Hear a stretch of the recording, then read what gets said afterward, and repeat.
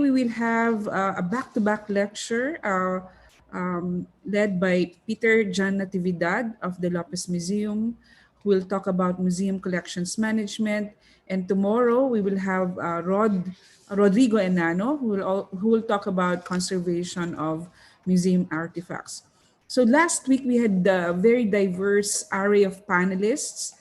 We had a tourism officer, we had a historian, archaeologist, museum administrator, an architect, and now we have conservators in their own field. So today we will talk about artifacts and how they are conserved. No? So let me just tell you briefly about an interesting book called The Social Life of Things by Arjun Appadurai and Igor Kopitov, where they posit that the idea of social biography of objects, that objects too have social lives. No? In the museum context, this idea can also be applied. No? Like people, they too have a social biography, and the stories or narratives continue if we are able to care for them very well. In objects, they are repositories of people's culture, transactions, motivations, and provides us clues on how these objects are produced by the various source communities where they come from. As such, meanings are attributed to objects, no? And for museums, it is important to care for the artifacts for the future generations to come so we could learn, remember, and understand all of these processes that makes us as people, no? As Filipinos. In other museums, they are able to preserve the artifacts that were collected 150 years ago by early travelers in northern Luzon and, of course, in the other parts of the Philippines. And many of these are stored in museums and they are still in pristine condition like it was made yesterday. No? And revisiting this allows us to learn more about our past and to appreciate more of the ingenuity, craftsmanship, creativity by the early Filipinos who produced them. As such, there should be good museum collections management in place that would take measures not to keep objects in their pristine condition and to reduce deterioration and protect them from further damages as much as possible. So today we have esteemed conservators. First, we have Mr. Peter John Natividad. He is the current vice head of the National Committee on Museums, or NCOM, at the National Commission for Culture and the Arts. He is the collections management consultant of the Lopez Museum and Library. He also provides consultancy work, no, for museum and art collections management systems of numerous institutions, such as the Costume Museum in the College of Home Economics in UP Diliman, the Metrobank Foundation, the Mactan New World Museum, the People's Museum and Library in Nueva Vizcaya, of course, Museo Kordilyera in UP Baguio, the museum in the Lazal University in Manila, the Iloilo Museum of Contemporary Arts, the Arete Creativity Hub in Ateneo Art Gallery, the Iglesia ni Cristo Museum, the Banco de Oro Museum, Philippine National Bank, the Metropolitan Museum of Manila, among others. No? So he's one of the authors of the Making Museums work, a zero-in handbook on museums, which will be sent to you to 200 HEI participants, no, for this training. And he is also one of the contributors of Plotting Points, the first national summit of Philippine museums, and a contributing author for UNESCO's Heritage in Young Southeast Asian Hands module and the second sub-regional workshop for Southeast Asia. He is also one of the contributing photographers for the publication of BenCab. These are two-volume books about our national artist Benedicto Cabrera. Then he also contributed for the Filipino artist creative years of the same book, and then he is the lead photographer for the publications of the Abueva book, Quiapo, The Arts of a City District, or Entubod, or The Arts of Bohol, no? So, among others. So he has a long list of engagement with museums and artists, no? in his capacity as a collections manager and as a consultant. Peter took up his fine arts in UP Diliman and received his diploma in art conservation from the National Research Laboratory for Conservation of Cultural Property in Lucknow, India. He is also the founding member of the Alliance of Greater Manila Area Museums and sits as one of the board of directors for the Angono Artists Association. So without further ado, I would like to introduce Mr. John Peter Natividad. We call him Peter or Pedro. Are you there, Peter? All Yes. right. Hi. I'm Hi, here. Peter. Morning. All right. So we will start with the presentation. Yes.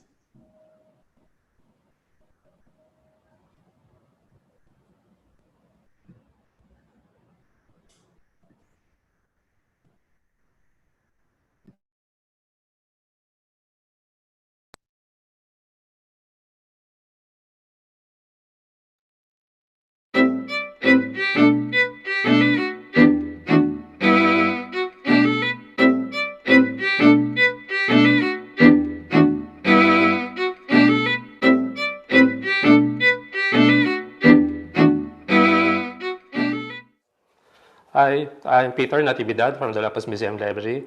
Today I'm going to discuss with you the Museum Collections Management System. This is one of the most vital role or a system in a museum that makes secure the objects to be safe always and to prolong the condition so that other generations can continue appreciating our cultural heritage objects. So now, for better understanding of why and what we are doing in a museum, and how we do the preventive conservation or the protection of the objects, we must first, I think, understand what's the definition of a museum. Uh, for us to have a deeper understanding of why we're doing this kind of commitment to the museum objects. No? So right now, we can begin with the museum definition. So as like other museums, no, international and local, we always follow the mother institution of a museum. We call it the International Council of Museum. So from ICOM, we have this definition that we all follow, no?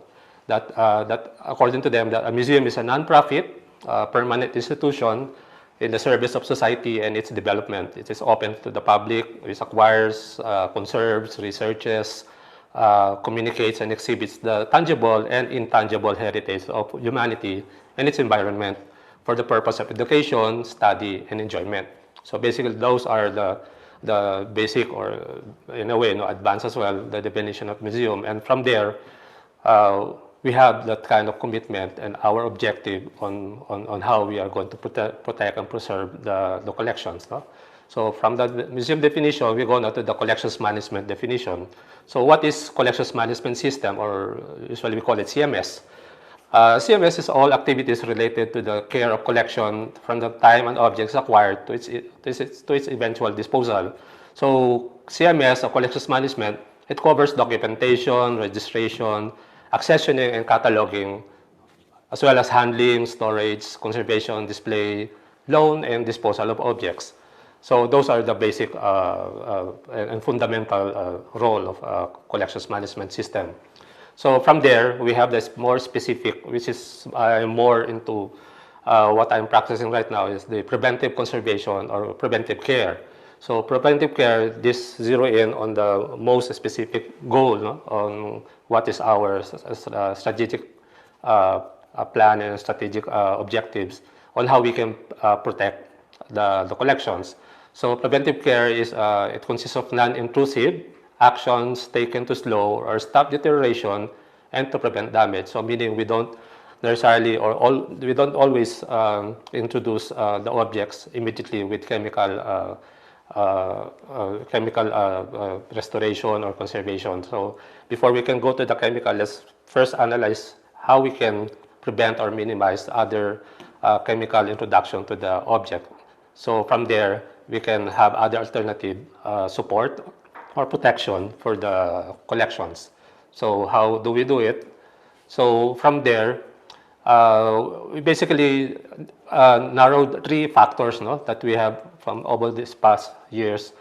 We have this general assessment that we have three major factors of least one object, which are the handling, the environment, and its storage. So from there, we can begin from assessing why we have this kind of three factors that are a risk to an object. No, from handling, we will ask, or we could ask, no, why handling is important for an object in a museum. Basically, it protects the assets. No, from me, in my opinion, assets means in two perspectives. So assets from the perspective of a collector or a individual that collects an object or an artwork. So another asset is asset from the cultural heritage and other historical aspect of an artwork of an object. So from a collector's perspective, an asset is because he or she, he always invests with a great amount of money for that object. So for him or for them, to prolong or to maintain that kind of the value, the monetary value of that object for an eventually he wants to unload it and to resell it and then to profit something for that object. That is a different type of a meaning of asset. So, but for the museum, other cultural agency, the assets, mostly are always. It means always that it is a cultural heritage asset, no. So we must prolong the condition of the artwork through these preventive measures. So when does handling involve in an object in a museum? Usually it begins with exhibition, normally in inventory, examination, or assessment, or condition assessment, and then treatment, packing, and transport. Then who are allowed to handle the artworks? So basically there are the curators, collections manager, registrar, researchers, and most of the time art handlers and installers. Why curators? No, a curator, they're the ones who are conceptualizing the exhibits. So from there, they're the ones who's going to identify and analyze which part or which type of collection or which type of that object they want to integrate with an exhibit. And then they will relay it with other persons that will be involved in handling. And then this is where we will begin to assess how we are going to do the approach on this kind of handling. So first, it's really very important to have a plan. We always insist that you should always have a plan. No? The plan should be with the curator again, of course, then registrar, the admin, and art handlers, as I said before. No? Curator is very vital in this role because he or she will analyze and will determine which particular artwork will be borrowed or will be pulled out from the storage for an exhibition. And then the registrar or a collections manager should be also present in that meeting because they will analyze and they will contribute their knowledge on how to, of course, handle literally the artworks, and then give some opinion. If, for say, curator said that we have to borrow this early 19th century artwork, and then of course, the registrar, the collections manager, should have an input as well on the initial assessment of the condition, especially. And registrar will release some paper documentation or any legal papers that are needed for the loan. And then admin, very important because admin, we will relay to the admin that we will need particular budget, especially for the packing materials, transportation, additional manpower if needed. And then those kind of things, especially with the budget mostly. And then art handlers, of course, we will determine which are the specific or right person to handle for a specific type of artwork. So those kind of planning should really be integrated first in the initial conceptualization of an exhibit. So that's only for handling. Then number two is how do we prepare for the handling, so or how the handling is involved in the planning. So number two is the evaluation. So aside from the significance, meaning significance in terms of are these rare, are these culturally significant, but of course those are just another angle of determining the evaluation.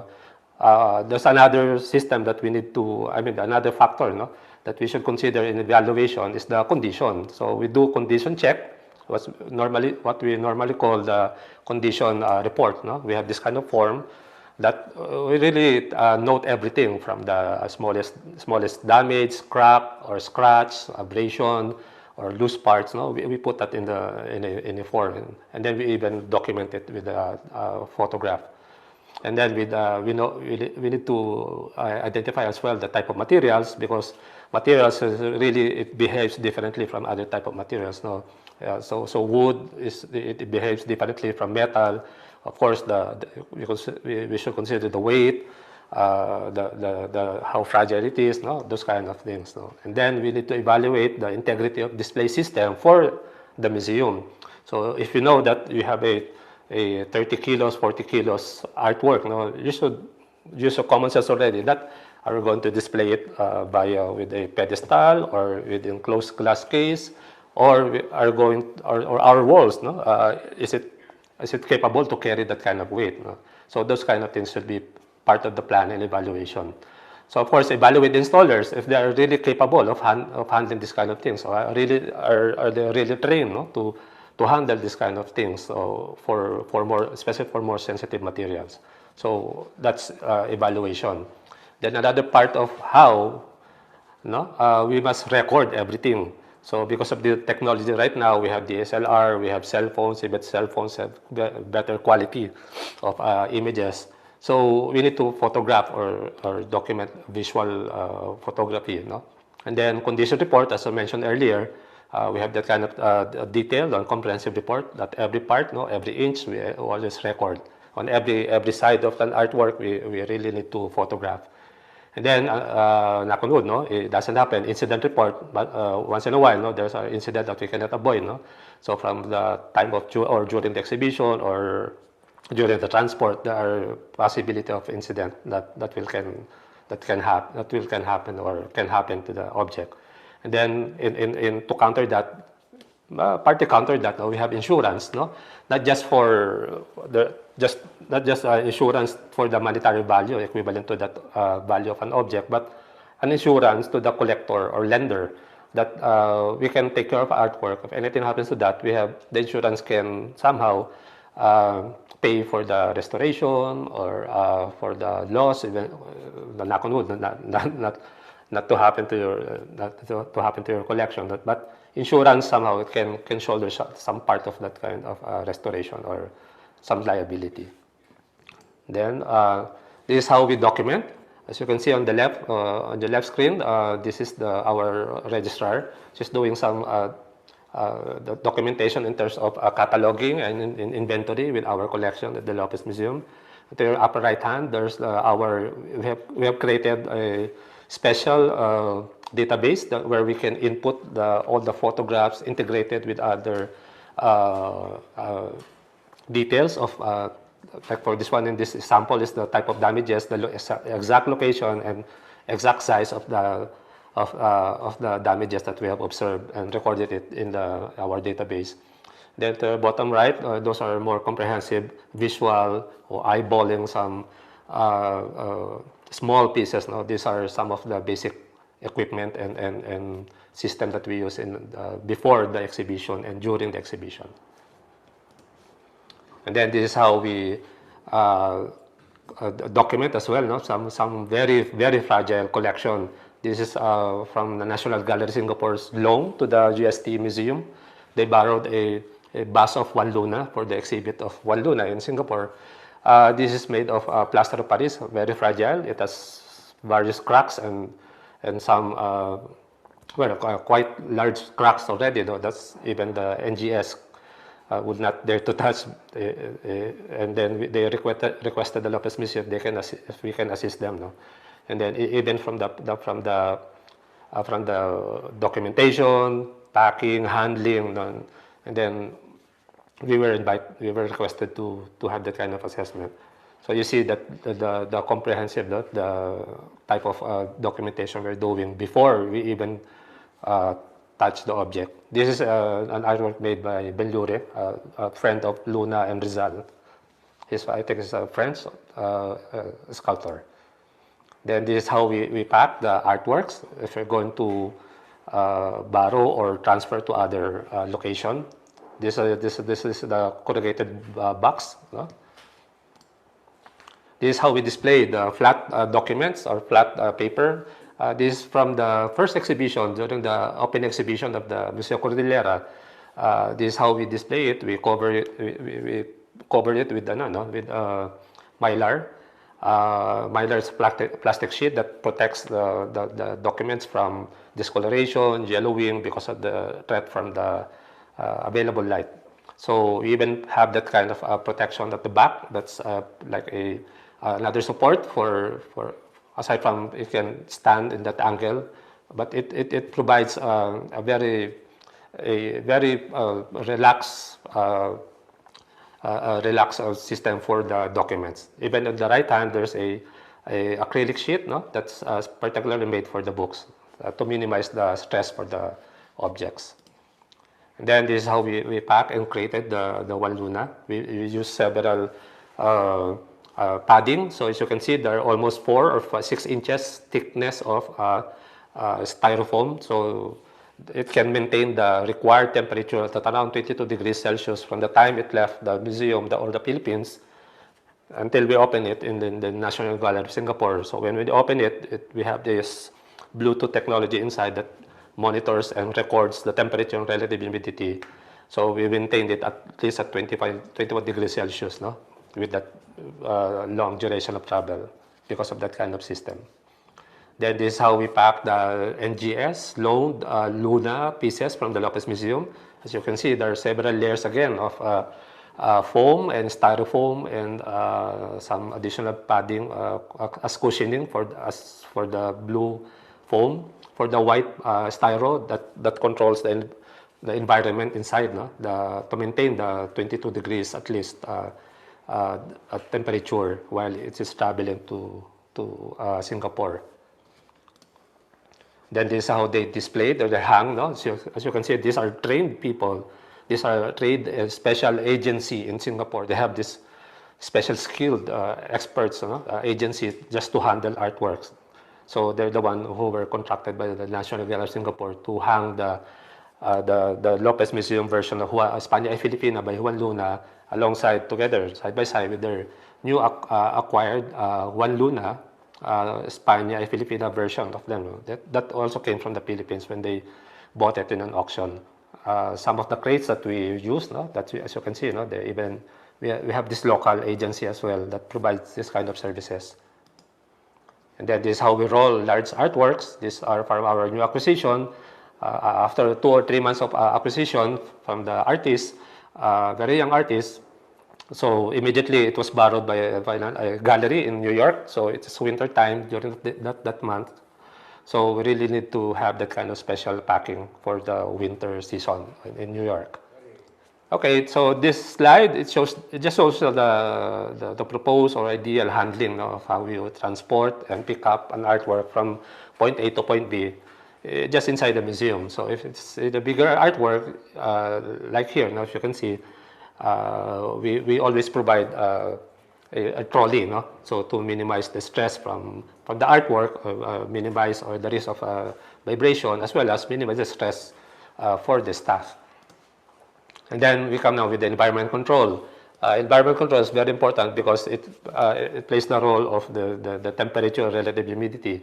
So like before, as what we say, that plants and animals, it contain a high proportion of water, and it is therefore not surprising that their products, like organic materials, most of the organic materials are wood, paper, cotton, linen, wool, etc., etc. And then these materials are very, very hygroscopic. They can and will absorb or give off moisture until they reach a state of equilibrium with the air that surrounds them. So to better understand this, the Image Permanence Institute, they perform a test that how the fluctuation in our collection affects the collection. In this case, they sampled a book, this is book and paper, they're very organic, and therefore they're very hygroscopic or very sensitive to the absorption and release of moisture. So as you can see here, The book is on the left side, and then the thermohygrometer is on the beside the book. It is beside the book, and then on the right side is the graph. No, as you can see on the left, this is the relative humidity versus on the right with the time exposure to the fluctuation of the relative humidity. Here in the Philippines, we can say fluctuation when we turn on and we turn off the air condition during and after the office hours or the museum hours. So this is what's happening with our storage if we do that turning on and off of the air conditioning without the hygrometers in our storage or even in our galleries. So this is just a fast forward, no? So you can see it is moving. It has sometimes they say there's a sapi, you know, but this is what's happening really until now, no, as I speak, no, right now with our collection, especially for the organic materials. So RH up, it contracts or it expands, no, because it absorbs too much moisture in the air. So when we have moisture, less moisture, no, it contracts, no, because it releases the moisture because of the fluctuation of temperature and RH. Okay. So right now, these are the ideal or acceptable museum environment from our museum. So these are the acceptable relative humidity and temperature in all types of collections. So normally we recommend the acceptable is 50, 55, or maximum 65 in a museum. So and then for the temperature, the acceptable right now is around 22 to 23 or 24 max. So you cannot go beyond that because it's especially with the different types of objects and different type of materials in our storage and museums. So that will not be suitable with the collections. Okay. So this is the effect of the temperature of the fluctuation of temperature and relative humidity in a museum and in storage. On the left side is me holding an artwork from the Metropolitan Museum of Manila collection. The white part that you can see on the glass, those are molds. No? When the First Lady Marcos acquired this collection in the 80s, though they never opened it. I opened it last 2004, I guess. No, so during the time, no, the duration they have the on and off of aircon, and this is the impact. This is the effect of the on and off. So it created molds. And to your right, this is the impact of molds in the storage when there's a fluctuation of RH and temperature as well. No? That's the molds on the cover. So the indoor conditions may be affected with the following external and internal factors. Mostly are poor air circulation or ventilation. Visitors, normally they produce high moisture. No? That's why when we have kids or bus loads of tourists or kids, no? We tend to let them in by batches. So in case or the lighting inside the case has spotlights, normally that pointed directly at the objects, they produce the fluctuation as well and the temperature. Water penetration or rising damp in badly maintained building, of course, no. If there are cracks, holes in the roof, no, or when it rains, no, that it deposits some moisture or sometimes leaks inside the building, and if you don't maintain it, naturally you will notice some. Aside from watermarks, there are molds on the walls already. Then sudden weather changes can cause dramatic fluctuations in the building, and it's not insulated. And then these are some of the samples of how we displayed the Noli and Fili, the first print edition of machine. We have that in our collection from the Lopez Museum. So to prevent the discoloration from the direct light beam, no, we covered on top of it a mylar that minimized the UV and lux from the light. And then we provided also the bracket system, the acrylic sheet, no, that to have the more relaxed support for the books. Then this is how we display, how we light. Of course, you cannot see the temperature and relative humidity, but we maintain that because we monitor 3 times a day, sometimes 2 times a day, the RH and temperature in all the galleries. This is how we light them. It's quite dark because we always control, no, the energy or the illumination that might create some risk to the collections. And then these are silica gels. No? So we have this here, silica gel. So these are the ones that you can find in the shoe box with the new shoes or the medicine especially. This absorbs the excess moisture in one particular specific area that prevents like for in the medicine, no? That's why they have this.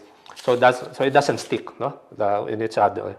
So the purpose of this is to absorb the extra moisture inside the medicine bottle. No?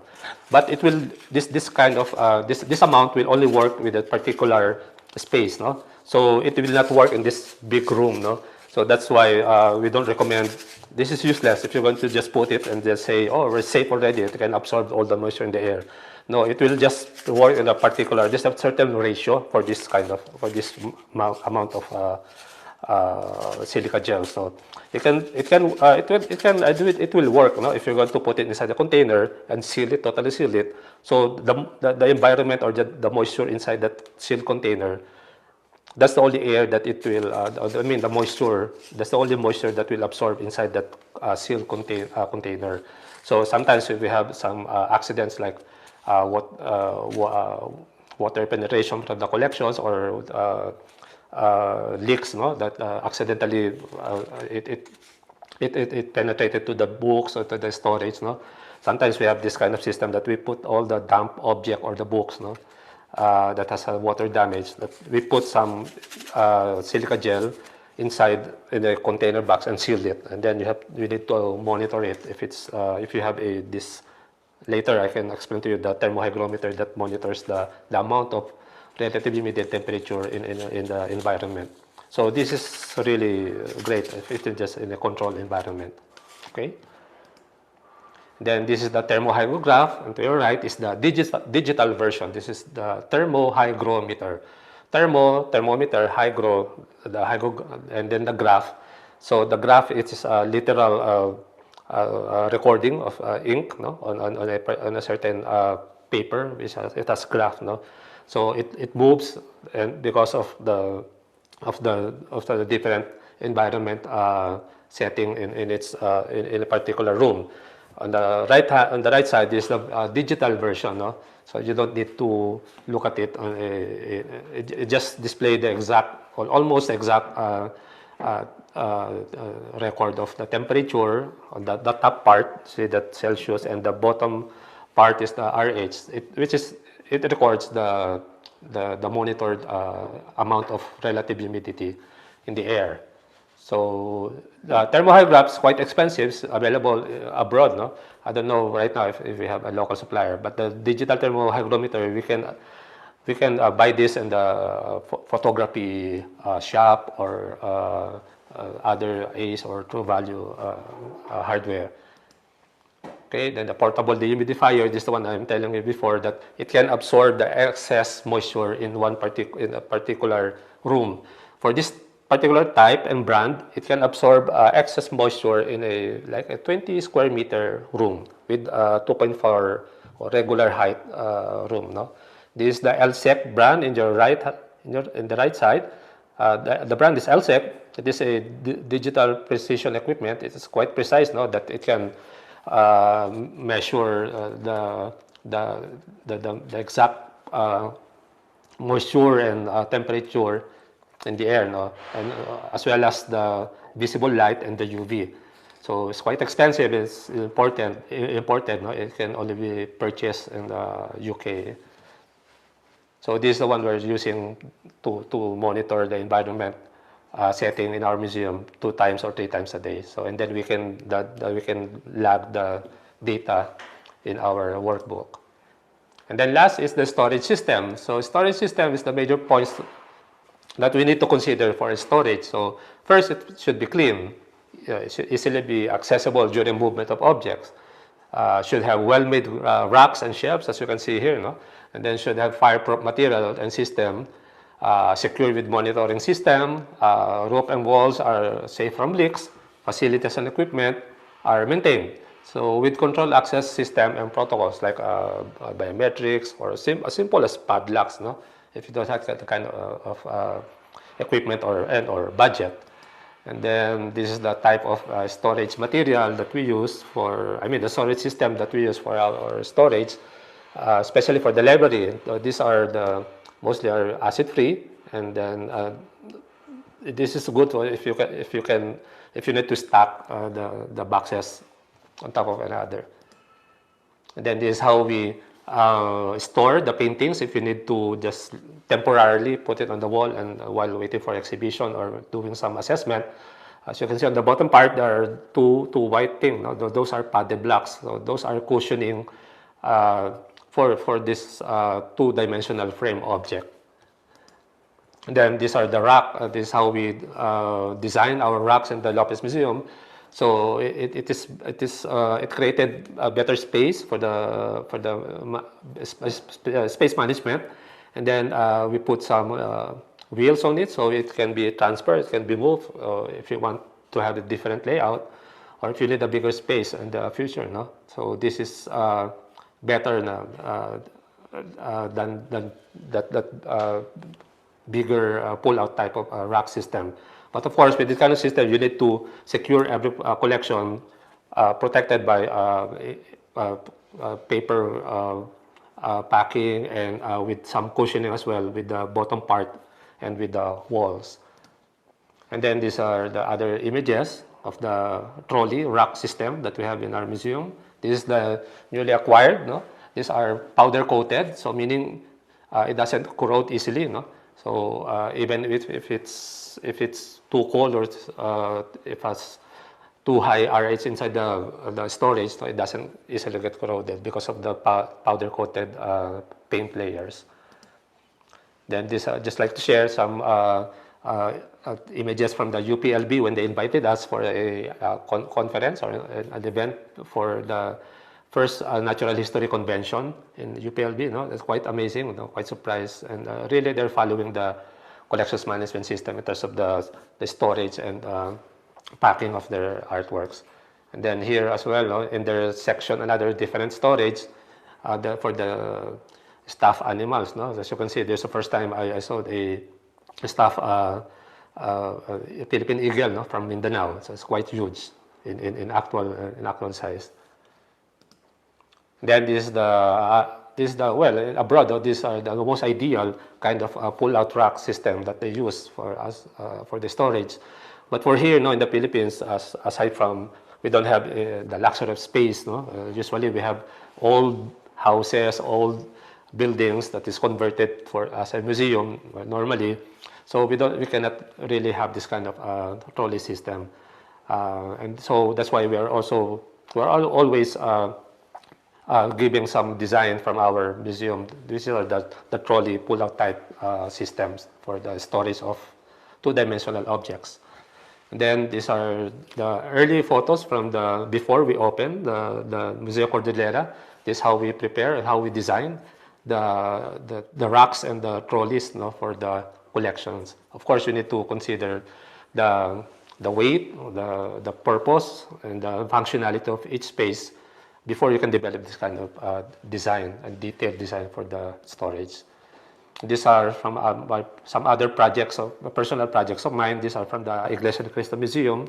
When they asked me to have that storage, they produce a compactor because they have the budget, and then they have a really controlled environment in their documents section storage. And then this is how we also have this kind of system for the pest management. So aside from the fumigation, we have this kind of cleaning, the environment and the surface of the storage. So aside from that, we have this termites, protection from termites. You can see in the middle picture, these are the monitoring system from a agency, that provides a pest management system when it comes to termites. And then on the right side, we have this UV light C, type C, which kills the bacteria and especially for the molds. We use this. So it destroys the DNA of the bacteria and molds, so it doesn't duplicate anymore. So this is the fumigation chamber that we have with the Lopez Museum laboratory. So we have our own laboratory. So before we accept any donation, acquisition to the museum, it is our first protocol is to have it fumigated for 7 days, no, inside this chamber, and then after that, if it's really okay with no more molds or insects, and then that's the only time that we can put it inside the museum together with the other collections in our storage. And then, of course, for the security and safety, we must consider that as well, no? Because as I said before, no, we have the assets, so our assets, we are the keepers of the assets of cultural heritage objects in our museum.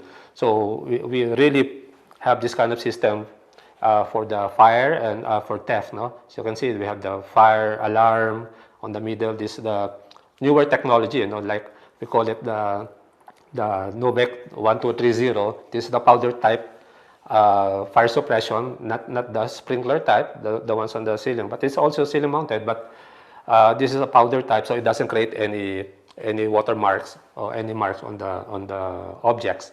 And then on the right side, we have the finger biometrics system for the entry, and then face recognition as well. Okay. Now let me just share with you what materials equipment we commonly use for handling and packing of museum objects. So we will begin with the material called glassine. So a glassine is a glazed semi-transparent paper, an archival material product used for the initial cover of artworks. It can also be layered between multiple drawings, prints, and other flat works on paper that are unframed. It is not water repellent, but suitable for an exterior wrapping. So this is a glassine. No? So it's almost like a tracing paper, but there's less wax on the coating, so it doesn't stick with the artwork, especially with the oil on canvas. So this is the first layer that we use to cover the artwork before we pack it with another layer of covering material, which is the bubble wrap. So this is the bubble wrap. The bubble wrap is a material, waterproof with a double polyethylene sheet with circles of injected air, as you can see in here. No? That's the one that pops out, no? When you do it like that. It's great for cushioning as well. Often available in various thickness, reusable, and transparent. Okay. Always keep the bubbles facing out, because pressure or prolonged contact with the bubbles can leave impressions on artwork. So it will leave some marks, no, if you don't, especially if you don't use the glassine first, and then just use directly with the bubble wrap. So there's a fine layer of surface, and there's a rough layer of surface, which is the bubbles. So this should be face out, no, the bubbles. So you don't recommend usually wrapping it, the artworks with the bubble wrap, because it will create a microclimate condition inside the artwork. It might create some molds as well. No? So this is just used for transport, packing for transport, and not to be used for long storage. For the long wrap covering for storage. No? And then next, we have a Tyvek. This is a Tyvek. No? This is made of 100% high-density polyethylene fibers randomly laid and compressed that combines the performance of paper, film, and fabric, and thus makes it ideal for a wide range of applications. So normally it looks like a paper, but it's not a paper. It looks like a fabric, but it's not a fabric. So it is in between, that kind of type of material. But this is quite an acid-free, and this is really suitable mostly for textile, no? If you're going to wrap it with onto your objects, more especially for textile. So it can absorb some acidity as well, and then you can use this for prolonged storage for your textiles. Next is the foam popcorn chips or peanuts. So this is traditionally made of polyester. They come in different shapes and sizes, and excellent for filling empty spaces around work. Okay, now we have the corrugated board or brown corrugated board. So this is a brown corrugated board. It comes in various thickness and sizes. No? Though it has high acidity content, it is fairly strong and makes an excellent protective layer and a we can make a box out of this flat material. So it comes with 1 ply and 2 ply. This is a single ply. This is the 2 ply. It's just really good for cushioning. No? So after we wrap the object with glassine, with the first layer of glassine, then it will come with a bubble wrap. Well, it's case to case, no. But usually we wrap it first with glassine, and then we wrap it with the corrugated board. And then most of the time we make it like a box, no, to put it inside the object to be put inside this corrugated box. And then we have the foam board. So foam board is like it's made out of 2 layers. No? In between them, there's a foam. Literally, there's a foam. No? And then it's sandwiched by 2 layers of very thin paper or very thin board. No? So normally, this is an alternative from a cardboard if you want to make a box, no, out of it. And then it is also great for cushioning and for climate control as well if you want to make it like a temporary box. And then styrofoam, there is a styrofoam, no, or APS. This is extruded polyester foam, or for internal environment control of crates and boxes. It is also excellent for cushioning to minimize the vibration of art during transfer.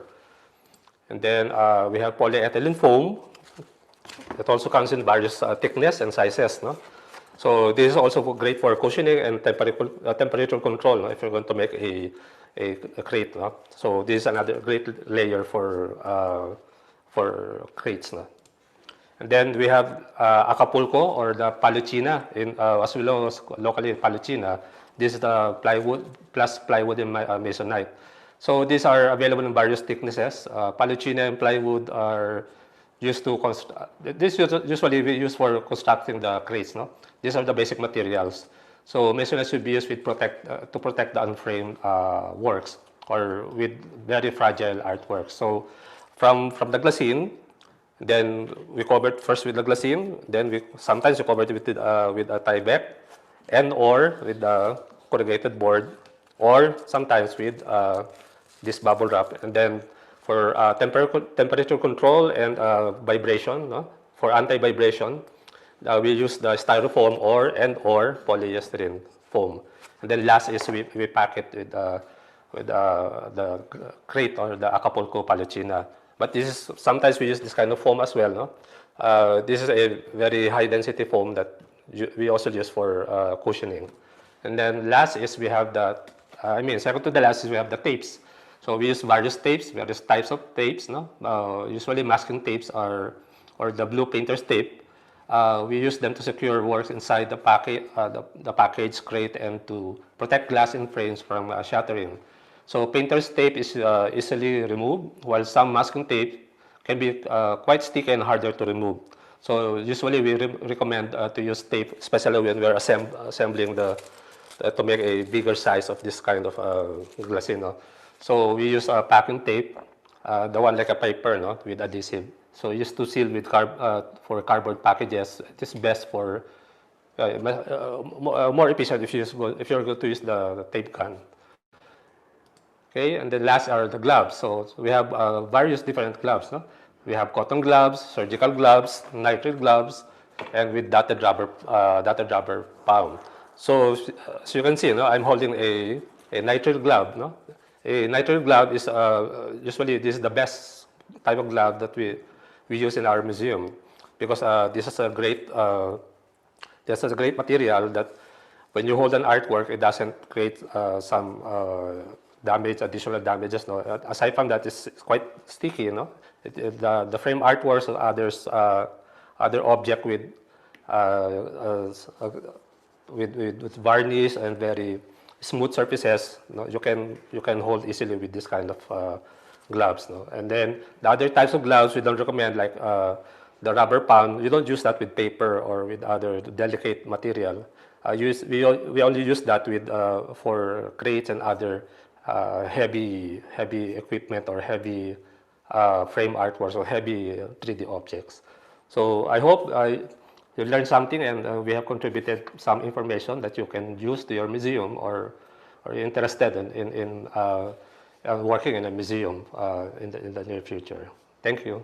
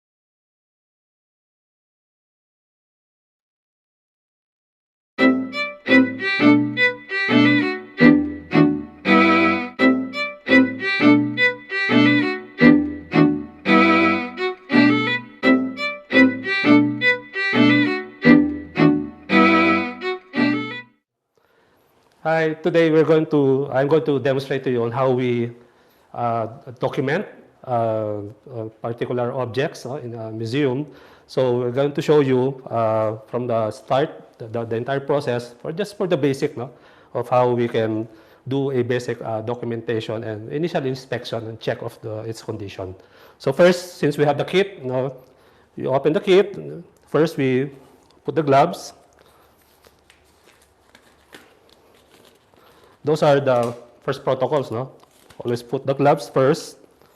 So when putting the gloves, this type of gloves, we call it the nitrate gloves, So your sweat, the acidity from our palm, so it doesn't go out, It just stay inside the gloves, And it's rubbery, you can see, So that it doesn't slip when you hold the object. It doesn't create additional damage to the object. And then next protocol is to remove everything. The watch,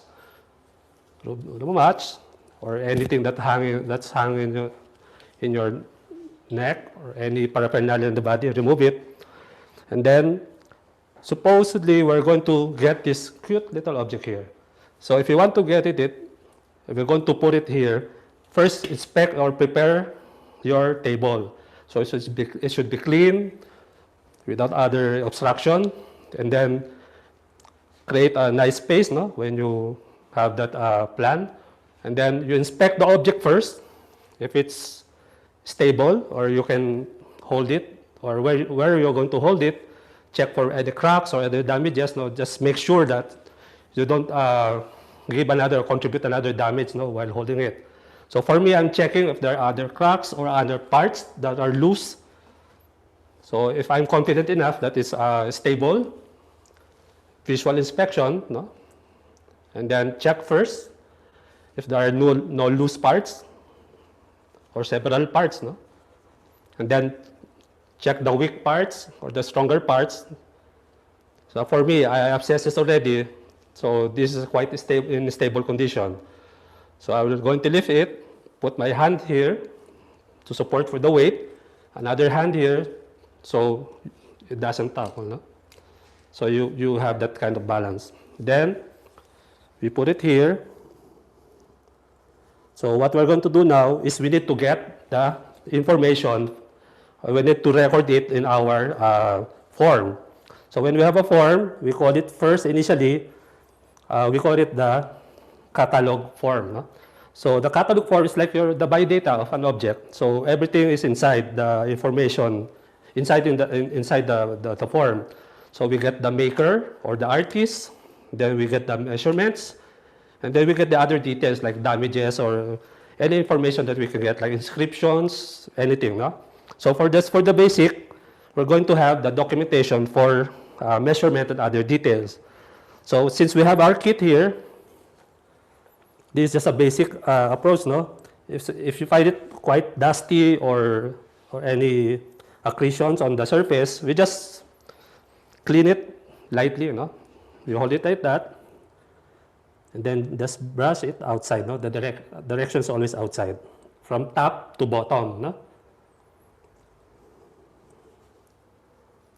So if it's clean already, so maybe we're looking for inscriptions. No? We can brush it off, no? For any dirt. Then if it's clean already, we can get our tape measure. In this case, normally we suggest we use this kind of tape measure because it doesn't risk of being scratched by compared with this kind of metal tape measure.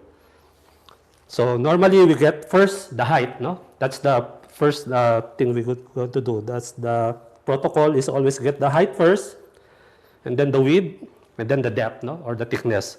So in this case, we can get the height. You usually use centimeter, no? In museum. We don't use inches, so we use centimeter. And if you're not sure if it's in the right exact position, no, you can use approximate in the form. Or in this case, it's 27 cm. That's the height. The next standard side is the front side, no? Or the width.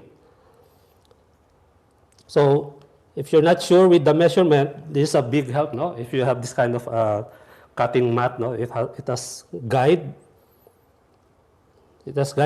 no? That you can use as your measuring tool, no? That can help you precisely tell what's the exact measurement. So for this side and this side, so you can see the point A to the point B. Then I'll just get it instead of just approximating it, no? Just by an eyeball. No? So here we can have an approximate, almost exact measurement. This is 12 cm. Just because I use the guidelines here. No? So that's 27 by 12 cm. And then we get the depth or the thickness. So since we have the visible line here, we have the 8.3 cm. So that's how we measure the basic information of an object, particularly for the three-dimensional object. Okay, next we're going to document again another one collection from the Museo Kordilyera. We have here two-dimension object. These are the necklace. These are the necklace, no?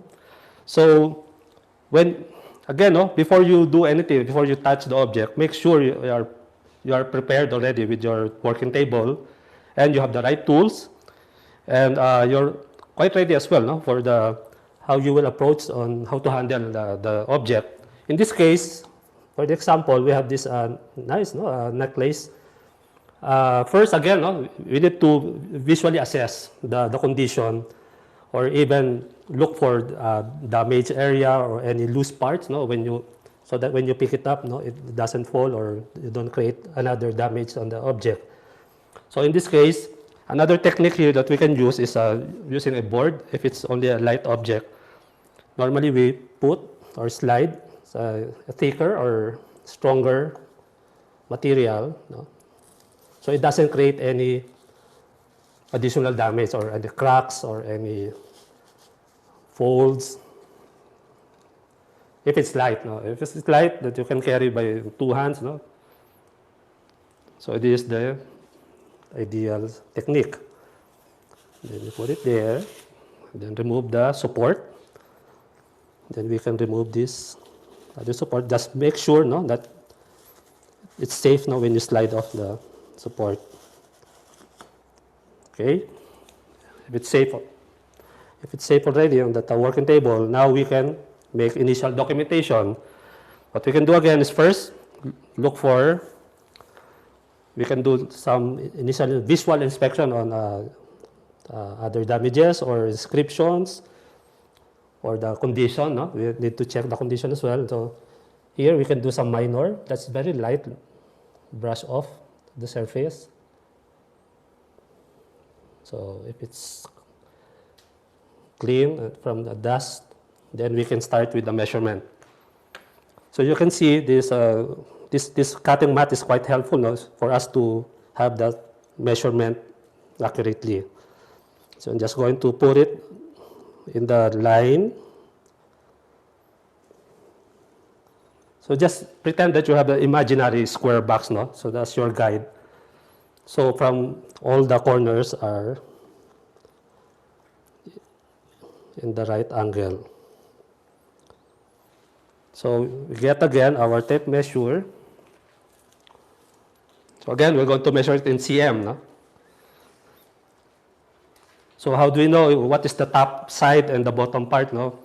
Based on the orientation of the necklace, well, obviously, this usually is on the bottom part, the pendant. So we have a guide now that this is the bottom part. So from here, just follow the line. On the other end of the line, it's 32 cm. So that's the height. So for the width, just follow the line there. The other end of the tip of that object, there's the line. That's 29 cm. So for the thickness, we can either do by this, do the measurement by this tape measure, the thickness. But if we have this kind of measuring device, the caliper, this is the plastic caliper. Don't use the metal calipers, it might create some scratch on the object. So we can do measurement accurately by using this caliper. First, open this gently, make sure it doesn't scratch the object. And then gently push it down, then two, and then hold it, and slowly pull it. And then from there, we can have that measurement of 4 mm. So that's millimeter. So you can put that in the record now. So other type of document. Next is, aside from checking the accession number or property number, which validates the information in your data, we can do now the photo documentation. So first, we need to shoot the front side. Let's make sure it focuses. So there's the front side, or the top side. And then if it's in 3 dimension, if the object is 3D, you need to take all the angle of all the sides of the object. Then from the front side, we go to the detail shots of the object. So make sure if it has encryptions, you need to shoot that for verification and to compare with your data. And with some other interesting details, like in this case, there are not inscriptions, but beautiful patterns that was etched on the object. So I'm going to take some photos, not just because it's beautiful, but of course we need to put it in our database as part of our security. So you see, those are the details. So the front and the back and the side, if it's thick. So there you have it. So from the measurement and then to the photo documentation. Those are the basic documentation if you have object that you want to label it or put it in your database for your catalog. Okay? Okay, now we're going to do a documentation for a textile. So first, again, you need to, as part of the planning, you need to secure and clean the work table, and then prepare the tools that you're going to need. Of course, gloves, remove the watches, any dangling accessories must be removed as well. If you're going to clean the working area, we should designate only one brush for cleaning of a table. No? Do not use this for collections or objects. When you use it for the table, label it for table. No? So right now, just to have a cleaning of the table. Then when you want to clean the brush, you can do this away, of course, away from the table. Well, suppose we have this documentation for textile. So this is a very good system, no? You don't carry the textile normally with just hands, no? It is quite safer if you're going to have it on a tray. So to minimize the mishandling or any additional creases or folds, no? If you just going to handle it with just bare hands. So now it just came from storage. We're going to put it on our work table, then gently. Either gently, we use the hands, or we can use again the board, no? Just to minimize additional creases or folds. Of course, it should be bigger than the artwork, no? So we're going to use 2 pieces of cardboard. So gently, make sure it doesn't create any folds, no? In the correct angle. No? So we're going to lift it easily. So this kind of system, no, it doesn't create any additional damages through folds or creases. So we're going to remove the support gently. Then we're going to remove this. Make sure you know the orientation of the textile already before you unfold it. No? So if it's in this lengthwise, no, orientation, you can unroll it on that orientation. So if you're just going to have a visual inspection, you can initially just unfold the initial, the first angle, the first side of the artwork. So this part of the inspection is to check if there are any other damage or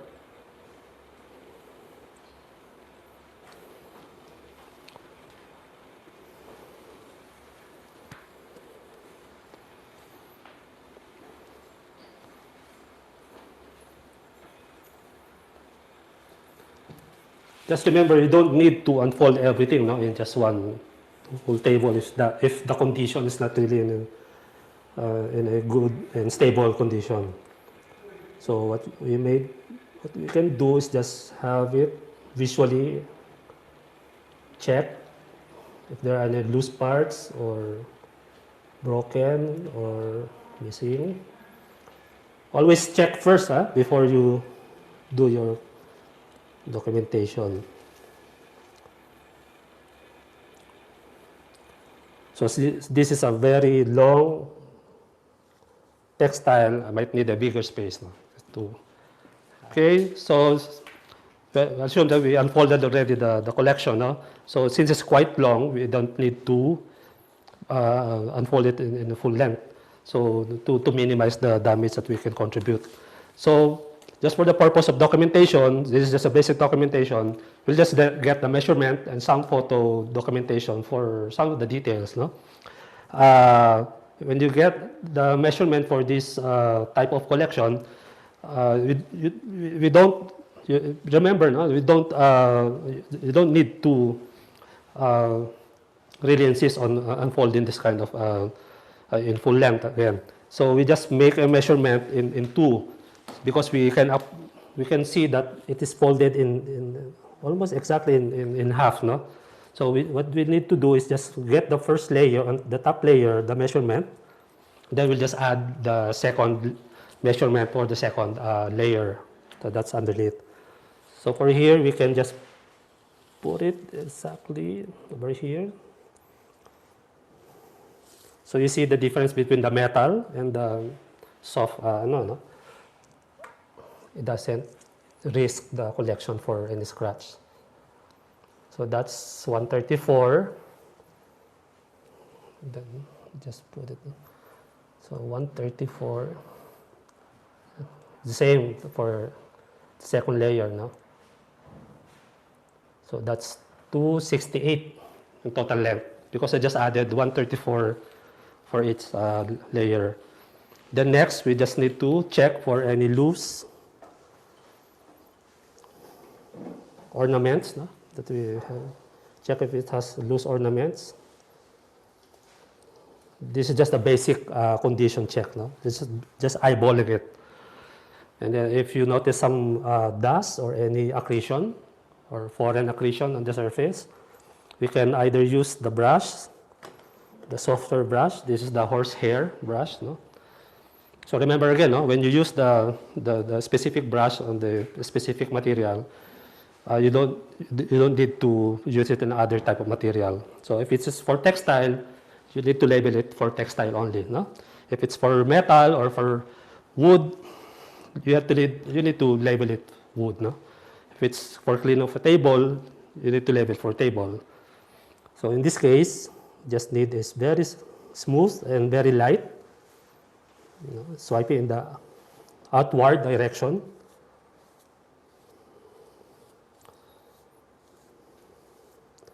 So you can see even the angle, no? The way I hold the brush, no? Should be at least 45 degrees. So the brush will become more softer. It doesn't resist.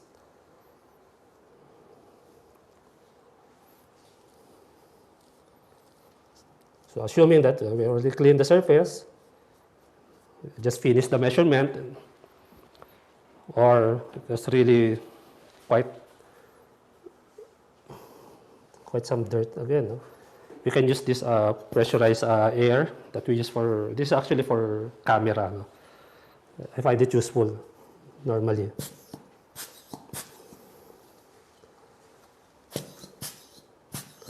Especially with these tiny ornaments, no? You can use that, but carefully. Always check first, no? The pressure, the impact when you introduce some kind of tool or equipment to the object. So you might need some.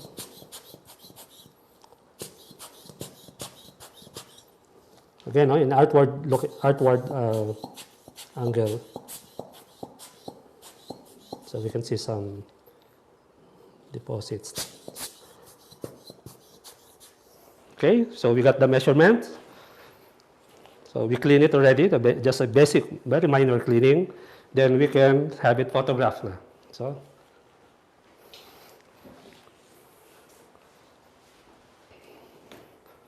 So when you are handling a camera, always remember the strap should be either here, always here on the neck. Turn it on. Then you can shoot for the details.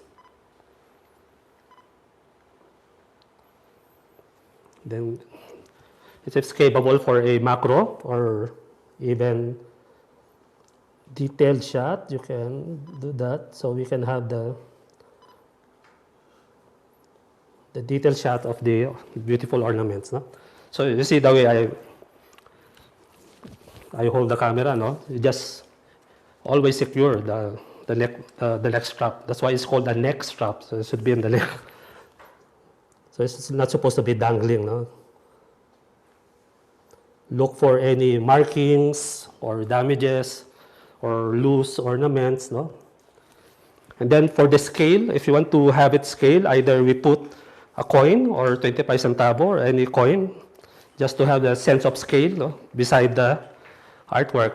But for this case, though, we can use the tape beside the object.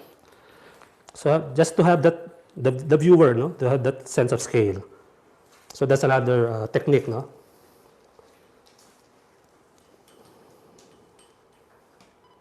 Because if you just want to look the picture without this ruler or guide scale, no, they might think of it as a very huge object. or sometime when we have that minor damage that we want to photograph, and we could just put a finger beside it, no? Just indicating where the damage, the location of the damage. Just lightly point the section of the damaged area.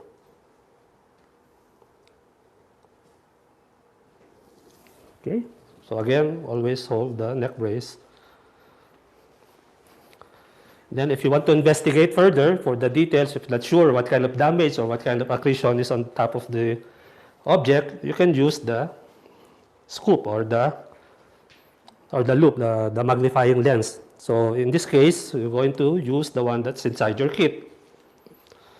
So I think this is 10 times magnification or 10 times magnified. So you can check. Just look for the right distance, no? If it becomes clearer already, that's the right distance, no?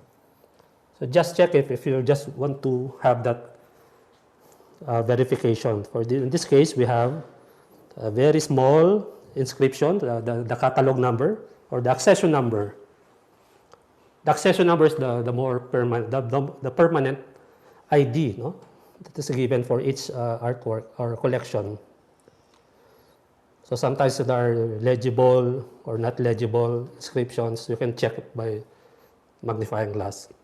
Okay, so I hope that's it. No, I hope we gave you some information already for how we do the basic documentation and investigation of the collection.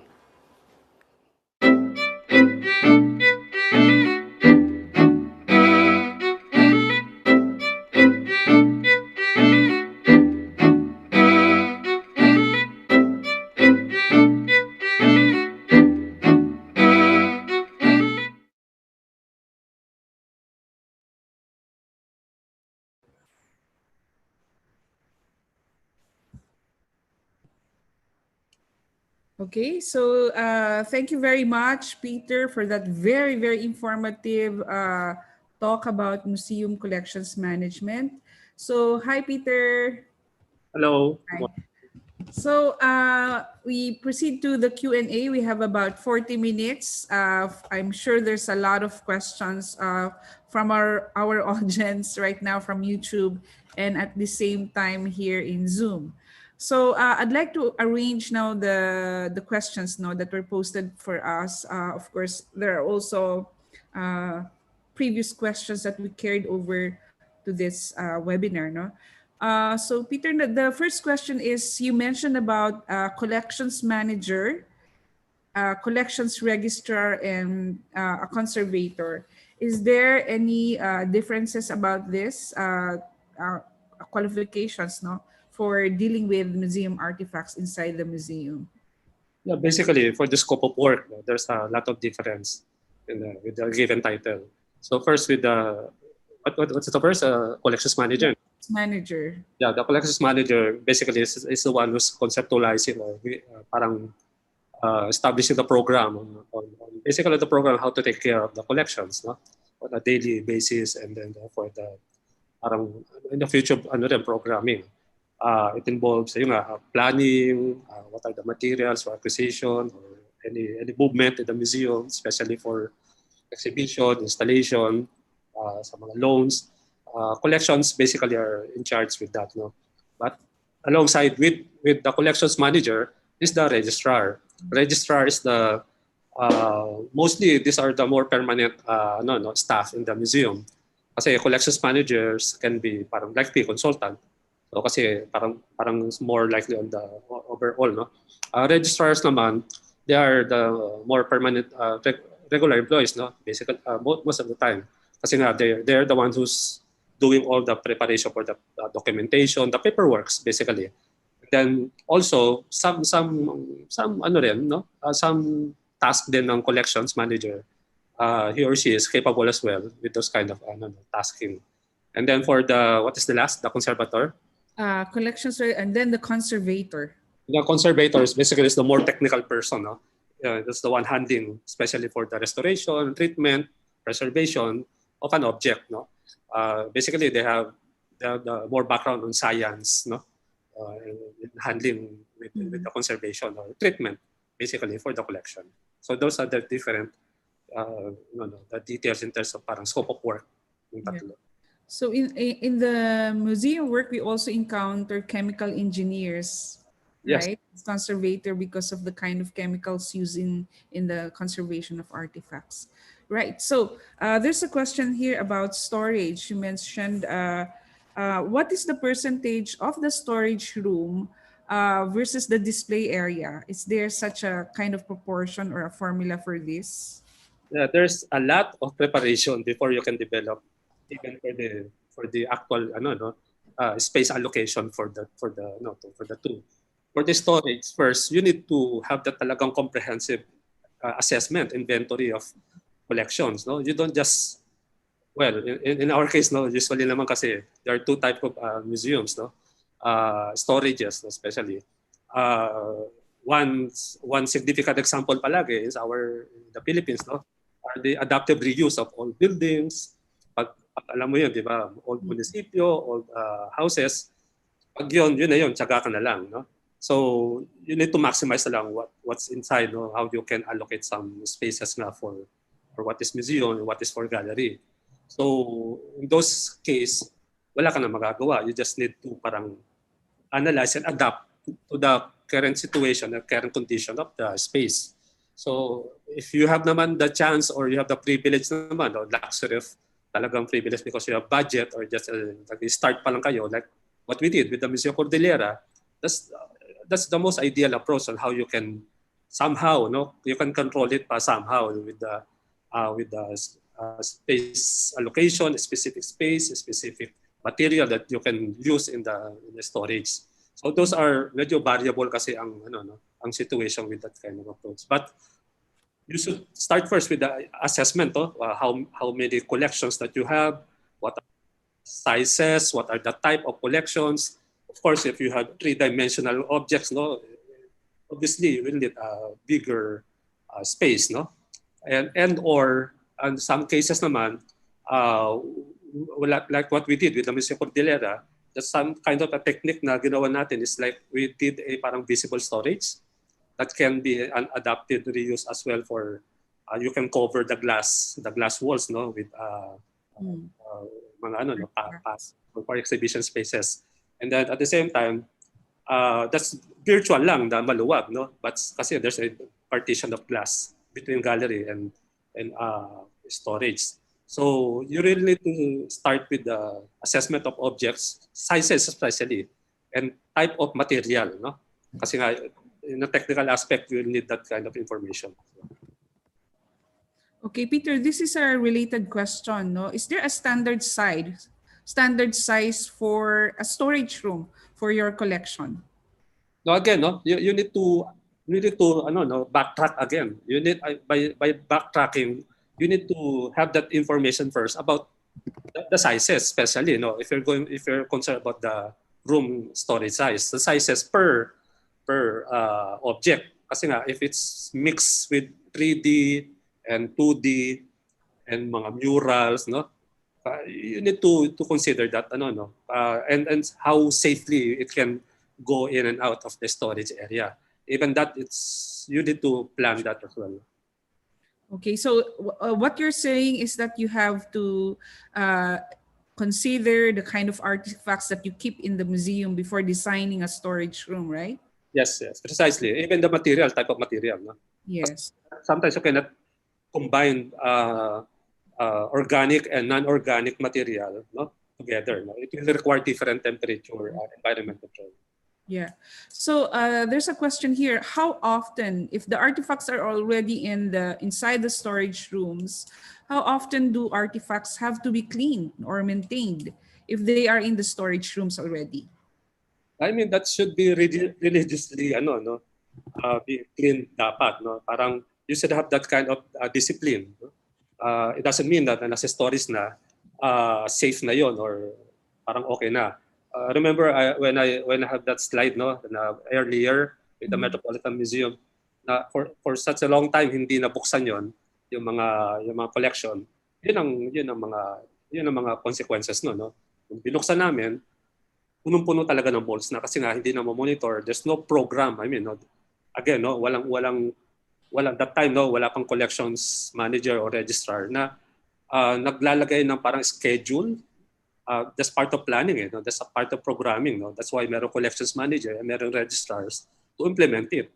So kung walang ganung programming and walang consciousness about that kind of staff and programs, hindi pwedeng okay na, iwanan lang doon. That it should be religiously dapat ginagawa yung ganung tasking.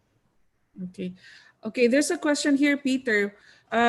What are the challenges in the museum development in your many lists or many engagements of different museums? No, what are the challenges that you have encountered in terms of museum collections management? One is mostly right now, no, yung iba mix eh. For the startup lang, yung new agencies na gusto magpatayo, somehow yung the concept of the cultural heritage program, basic the sensibilities of the arts and the cultural heritage program, parang nako-compromise eh, yung pagtayo ng museum, the very aspect of the building no palang nako-compromise na in terms of the functionality, the purpose, and then the programming as well, no. So domino effect yun eh. If the agency or the proponent those proponents don't have that kind of sensibilities about the cultural arts, cultural heritage program. And then aside from that, architects, of course, no? Parang architects kasi mostly they want to parang initially nag-ano sila kagad ng ito yung gusto namin design ganito. So parang you follow na lang based on our design. But no, you should have a healthy relationship with the architects, designer, interiors, suppliers. Yun ang medyo mahirap on the technical aspect, no? But for the curatorial, for the future programming, dapat on board din ang mga consultants and other experts when developing a museum. Okay. Okay, here's another question. Because you showed us slides about the storage rooms and the shelves in the Lopez Museum. So this is the question. How do you secure or stabilize objects stored in shelves with wheels, no, like the one you showed us in the Lopez Museum? Can this also be used with artifacts like pottery and baskets? No, it depends no, on the type of object nga. Kaya nga sabi ko sa inyo, you need to comprehensively assess everything no, by the type of object, by the type of material. So you can have that kind of system. Kasi there's no Bible na parang it will apply to all, no? So parang it's always a case-to-case basis. So like for us, we have also a pre-pottery collections in our museum, no?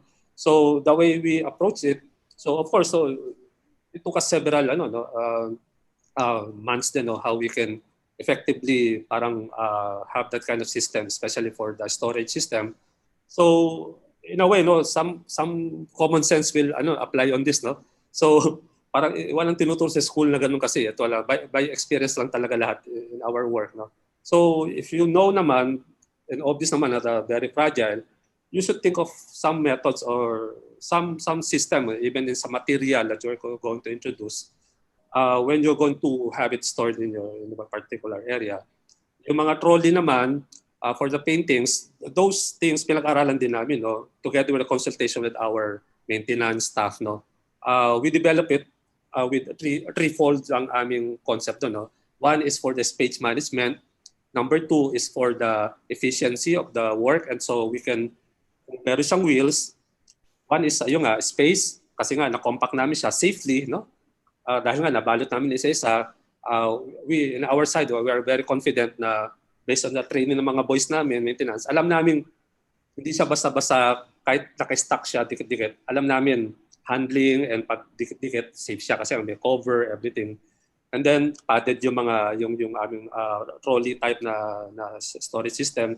Yung gulong naman in the future, like what we did with the Museo Kordilyera, pag kailangan niya ng another design or space or parang di ba? You can easily layout lang again, no? Yung mga space na yon. And then number three is for risk and disaster. The most important for us that every time may emergency, we can easily pull out the collections in one go lang. No? So those are yung threefold na ginawa namin during the design. Thank you, Peter, for that very informative answer. So this is a question from Gracel Celine Rojas. Okay. Do you think air conditioning and dehumidification is necessary for museums or galleries? Are there any tips for those who cannot afford air conditioning? So, ang ibig sabihin niya sa afford, cannot afford, this means financially, you know? But because some rooms or buildings are repurposed into galleries that were not really designed to be air conditioned. So what's your advice on this?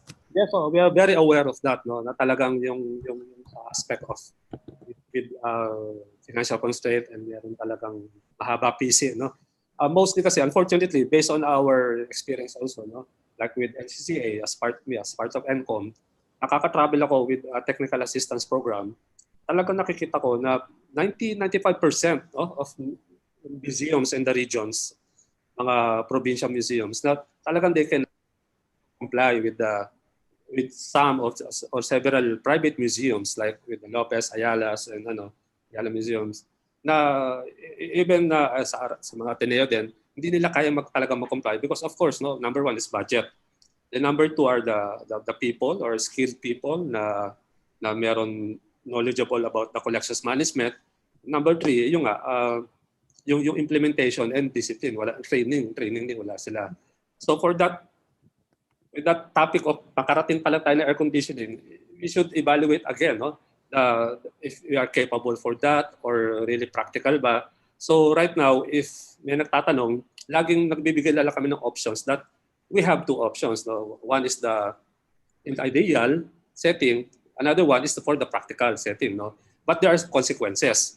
So with the practical aspect, we begin first with the ideal. No? Of course, no, very expensive ang mga ideal. If we're going to have the 24/7 air conditioning, the equipment with the dehumidifiers as well, of course, electric bills, mataas, everything. For the practical aspect naman, normally nagugulat kami, no? Electric fan lang, no? Okay na. So kasi you need to know the science behind that kasi also kaya nga yung environment control na in-emphasize ko kanina, those are one of the things talagang very concerning, no? We need to guard that, no? So environment control, if you know the principle lang, the temperature and the relative humidity, so you can have it on your own, yung approach within the standard or within the principle of that behavior ng temperature and RH. So kung walang budget, normally sabi ng aircon, electric fan na lang, no? But make sure hindi nyo iiwan yung electric fan na mag-isa lang, no? But it might create overheating and then fire eventually. Sisihin nyo pa kasi sabi ventilador lang, no? But I mean the principle of that environment na gumagalaw lang yung air, especially right now, no, monsoon season, tag-ulan. Sa mga regional regions ngayon, ventilador lang, no? Pwede na, actually gumagana na siya. So with that talaga, if we need to have that precise information about what is the relative humidity and temperature inside the museum, then doon papasok yung kailangan natin. We need to talagang acquire some equipment like thermohygrometer that we can, para makita natin ano ba yung talagang excess moisture in the, bakit nagbabasa, bakit nagiging moist ang mga textile, especially mga organic material like woods, bakit namamaga. So those things, it will help us guide na to minimize nga or how we can approach some other alternative approach on those protection of the collection. Okay. Thank you, Peter. So there are a lot of questions about accessioning, documentation, and recording of artifacts. No? So number one, is there a program or a kind of database app that we could use for recording or accessioning of artifacts? Database? Like a software. Yeah, for the database. No? Well, again, no, if you have budget, no, like some museums here in NCR, we have this software that we call FileMaker Pro. We ordered it in Singapore. No, it's a licensed program. So luckily, no, we have only one certified IT developers that has a license to develop that. No, so luckily, no, nakuha namin. But for now, because of this pandemic, no, we were not able to maximize pa kasi it's still under development. What it do naman is the benefit or advantage ng database in the future that you can have this paperless documentation na even iPad or even a laptop, you can bring that software, then immediately you can encode na immediately in the software, or offsite you can access it. So those kind of things. So it automatically parang generates everything, from the measurements or the value of the you can even program that, if you want that kind of system. But of course, if wala pa nga kayo masyadong idea if what is the exact cataloging, what is the sense of having that documentation system in general, a Word document and Excel files lang, malaking bagay na, You don't over parang masyadong overkill naman, if nobody will use it, nobody will use the functionality, kasi it comes with functionality na marami, yung nga kaya automated, offsite accessibility, yung mga medyo high-tech na, kung walang digital literacy ang mga staff, or papalit-palit ang staff, and then you cannot hand it over naman with another next staff na darating. For me, it's basically Word and Excel files is quite enough na. Kasi Excel file, you can even import it with other software, regardless of the brand. So maganda, naka-ready na yon. If you want to upgrade na to software, then Excel file is very safe na. Okay, thanks, Peter. That's the most practical way to do the documentation, because the FileMaker Pro, you have to pay a lot of money for that, right? Like software. And then, of course, other museums like Museo Kordilyera would just use Word file, and we photograph them and input the information there. Okay, there are a lot of questions here, Peter. I don't know which ones to check, but ang dami kasi, no? Okay. Okay. Wait. Okay. So is there a manual or a guide in regulating humidity inside the museum with diverse exhibitions? This is a question from Renato Agdalpen. A guide, meaning a guide? Where can one avail of a simple manual or guide in regulating the humidity inside the museum with diverse exhibitions? If you want references, reading materials lang, they can check ICOM. ICOM is our international, that's our mother institution for our museum workers, Even the published mga about PDF na siya, mga published na mga references, even in ethics, in the museum, you can download it free. So ICOM, so you can download it there, mag-research lang, and then another online support for mga published materials. Na may mga guide din, Canadian Conservation Institute or CCI.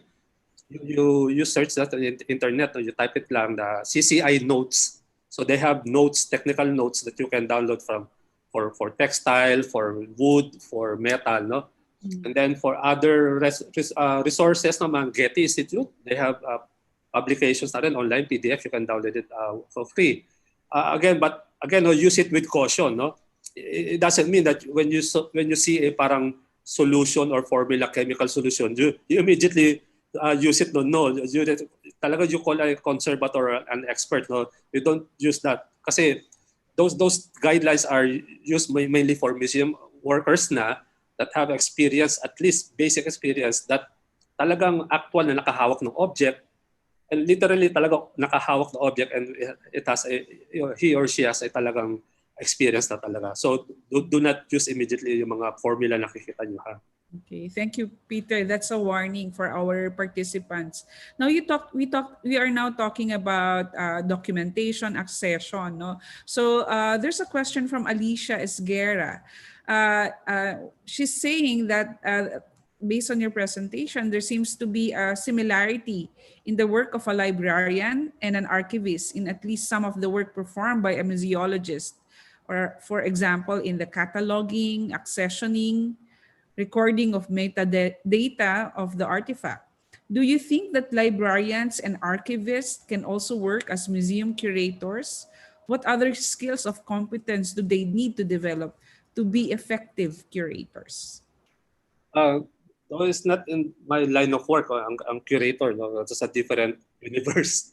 Ang mga curator. So, ang curatorial aspect kasi, as far as I know, based on my experience, yes, almost complete the same in terms of principle of protecting the object, no? Kasi nga, if I always insist that if you're a museum worker or in either with the library or ano, yeah, it's the same, almost have same principle of protection.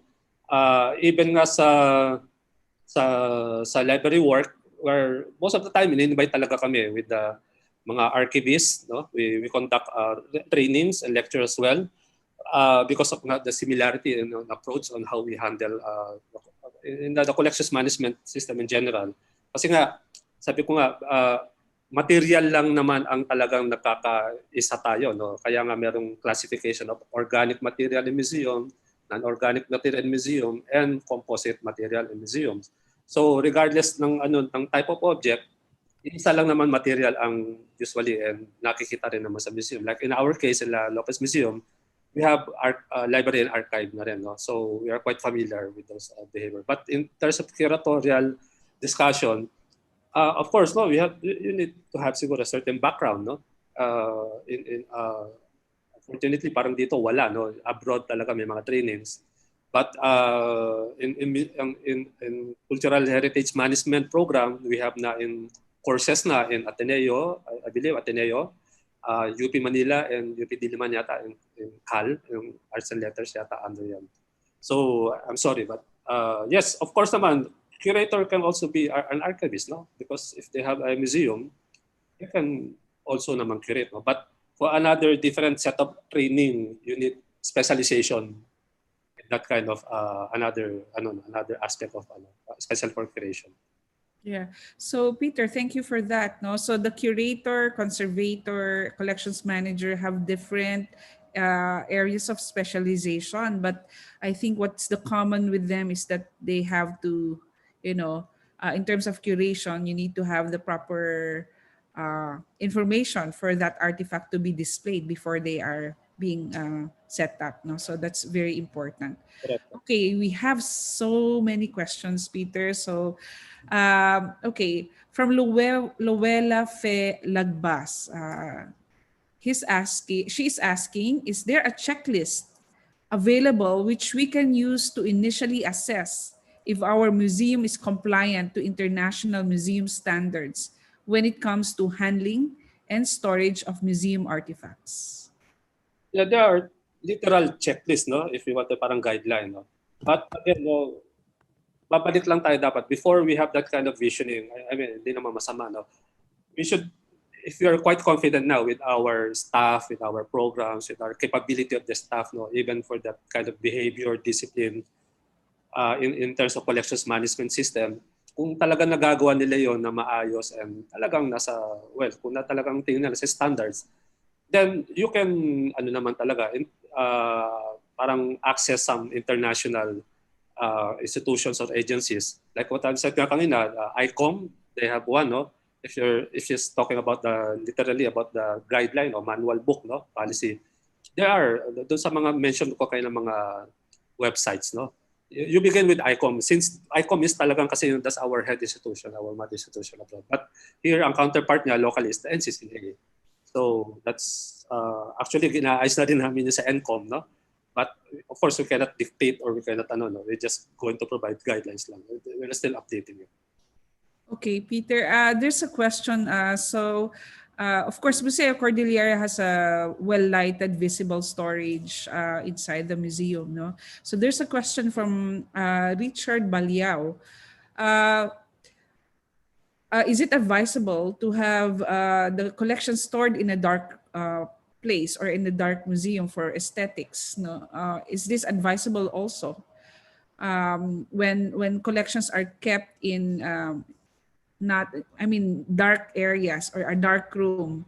Does it not affect the humidity or temperature in the area, especially if the museum has no air conditioning units?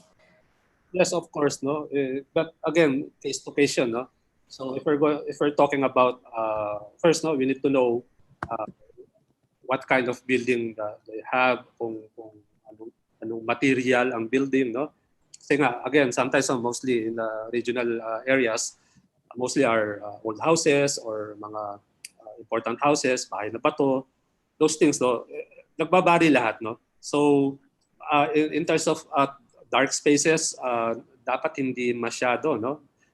If you have very sensitive like mga archive materials and mga textile, especially na weekend, no, mga from UV and lux na exposure, of course, you need to parang minimize lang or for some time to time, bibisitahin nyo dapat talaga ang museum. No? So parang, like I said before, no? Hindi ko naiwan na doon, safe na siya. No? But kung walang ilaw totally, dahil intentional ba, walang ilaw as part of the curatorial design, or kung ilaw, wala sa storage, that's actually hindi tama masyado yun. No? So again, no, it's a combination of a maintenance from a person, from a living person, aside from the mga equipment and mga tools, no. So dapat combine 'yon. So kung yes and no minsan, no, pero most of the time no, masama 'yung Okay, Peter. So another question related to temperature, no. So what can we do if the RH and temperature is still fluctuating despite applying preventive care like dehumidifier, aircon, and industrial fan, no? what we have experienced here in the Lopez Museum when we parang rebuilt our temporary shelter, no, while we waiting for the new museum, it's a nice experience na while building the temporary storage, no, yung actual na experience namin is very important to coordinate with an HVAC expert, no. Kung meron ng aircon, meron ng dehumidifier, baka the circulation and the air exchange inside particular room, malaking bagay pala ang merong HVAC expert, no? It's beyond our expertise yung ganun pala. So nagugulat kami, no? An HVAC person or expert, when he told us, sealed lang yung mga gap sa mga pintuan, to prevent the positive and negative pressure. So that's the indication of yung positive negative pressure, meaning when you open a particular door, if there's a parang pressure that you feel, no, na either palabas o papasok, that's the inconsistency of the temperature, and meron ibig sabihin meron siyang parang gap somewhere, kaya they're creating parang vacuum effect, no, with that. So nilagyan lang namin ng mga foam na bibili lang sa Ace Hardware, True Value, yung mga pang-seal ng mga doors, mga bukas na aircon. Nagugulat kami, effective, no? So might as well consult with an HVAC. If they don't have HVAC, they can ask the municipality or local municipality that can assist them naman. That this is part of their responsibility to assess the cultural heritage institutions. Okay, so another question about lighting from Florita Garcia. What kind of lighting material is ideal to use, especially in lighting the museum collections? No, probably in the storage or, of course, in the display. Do you have any thoughts on this? Yes, yung ideal ngayon, of course, is dami ang LED lights ngayon, right? So LED lights, normally it minimizes it minimizes the UV or the heat that's coming out from the bulb, no. So LED is ideal, but in terms of the curatorial aspect and the conservation aspect, one is LED, and then number two is the lumens or the brightness. It's subjective naman, no. If you want a warm light or white light, no. So normally we have 80 CRI, 80 to 90 CRI, or color rendering index is better, no? So because that indicates the parang almost natural na color nakikita natin with the object. And then of course the it should be at least 3,400 the specification of the lighting, no? Or 3,500 lumens, no? I mean 100 lumens is safest, no? For that. So the 80 to 90 CRI is, makikita niyo naman sa label yun. Yeah, thank you, Peter. So we go to the more technical aspect in terms of the materials that museums use, no, in conservation, no. Here's a question from Mary Grace Perez. Okay. Of course, there is a question, can we use Japanese paper? Of course, to substitute glassine. Glassine has an acid-free component that absorbs moisture from the artifact.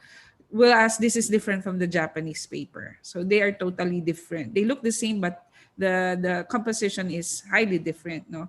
Anyway, for the participants, we will send you information because Peter kindly provided us with a list where you can buy them. There's a specific supplier for that, for your museum needs. Okay, from Mary Grace Perez, if we don't have glassine paper, can we use brown paper or craft paper roll as initial cover for framed artwork? For initial meaning for during transportation or lipat lang no, ng lugar or while waiting for exhibition, yes, you can do it. But for long-term storage, we don't recommend that usually because brown paper normally that indicates the acidity level. No? Kaya nga, basic lang, no? Pag nakita namin brown, immediately we know that's very acidic. So, sa mga books, this is not to promote National Bookstore, no? But most of the time, may makikita naman tayo mga acid-free paper na. And then they put in the label naman, basically, if it's acid-free na. Because of the consciousness now of the mga paper makers are medyo nasa ano na. Yeah. So we are sending a pack of glassine papers to our participants as well. So it says here, it's neutral with pH, acid-free. It's 40 GSM. No? So there are certain very specific description for your glassine. No? So hindi lang Japanese paper, you wrap that. So it's totally different. Okay.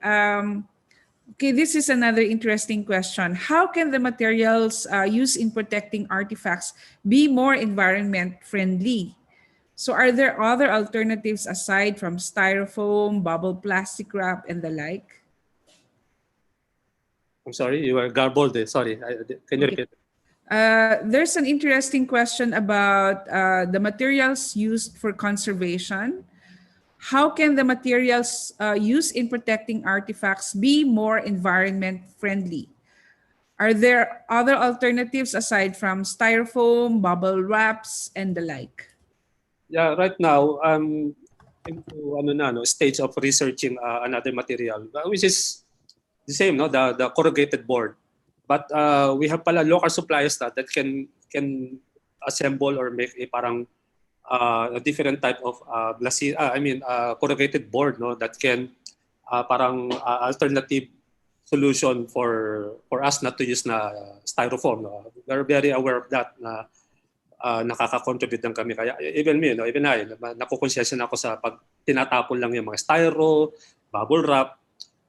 But again, it should have, you should have also discipline, no? When you use bubble wrap, you don't throw it away, no? Kami, nire-recycle pa namin. Talagang tinatsaga namin. We take off the mga tapes, mga ano, no? So, and then i-fold namin, and then gagamitin namin yon as padding for the next exhibition. Sa mga curator, pag nagle-layout sila for exhibits, yun ang ginagawa namin mga padding na sa floor. And then we will reuse it kasi nga nakaka-konsensya rin, no? And then yung for the styrofoam, for the padding and insulation for the crates.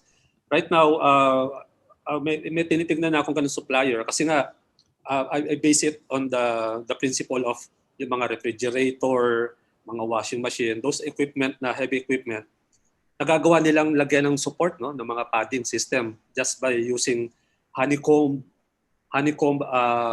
corrugated board na mga 3 inches thick. Mm-hmm. So by then siguro minimize the use of this mga pollutants sa mga sa environment ng mga material. Yeah, but we are very aware of that. Thank you for that question. All right. We have 4 minutes and we can take in more questions. Okay, you mentioned that there's a biography of the objects, no? Or the biodata of a certain object, no? So the question is, what happens to the collections if they are not maintained, and when do artifacts die, or when do you get rid of it? when you unload it. Right. Okay, so dapat initially pa lang, well, I guess i-check nyo rin again after nitong webinar, yung what we call collections management policy. Kung meron kayo noon, it should be indicated in the collections policy. So this is the main framework ng inyong system, the collections policy. So it should be signed by the board, your board, and then as agreed by the board, do sa mga recommendations. So these are the parang IRR of the museum, So IRR meaning the rules and regulations, So it should indicate parang literally as well as the parang manual din, the policy and manual is different. The manual is the implementation, how is a guideline how you will do it based on the policy. Policy is the pinaka-principle of why you are collecting, what are you going to collect, how you are going to maintain it, how you're going to use it, etc., etc. Those are the collections policy. You should translate it into a manual. So manual is parang DIY talaga, na parang how do we collect it? Sabi ng collections policy, how do we collect it? Collecting by ganito, bibili ba, o galing sa auctions ba, donations ba? So nakalagay doon, naka-indicate. And then what, importante ron sa collections policy, what are we are going to collect? Pag sinabing museum of stapler lang kayo, bakit kayo merong kinu-collect na washing machine, di ba? Those kind of things. So dapat, the policy itself is a protection for the museum as well as protection sa mga staff din, So para you have a parang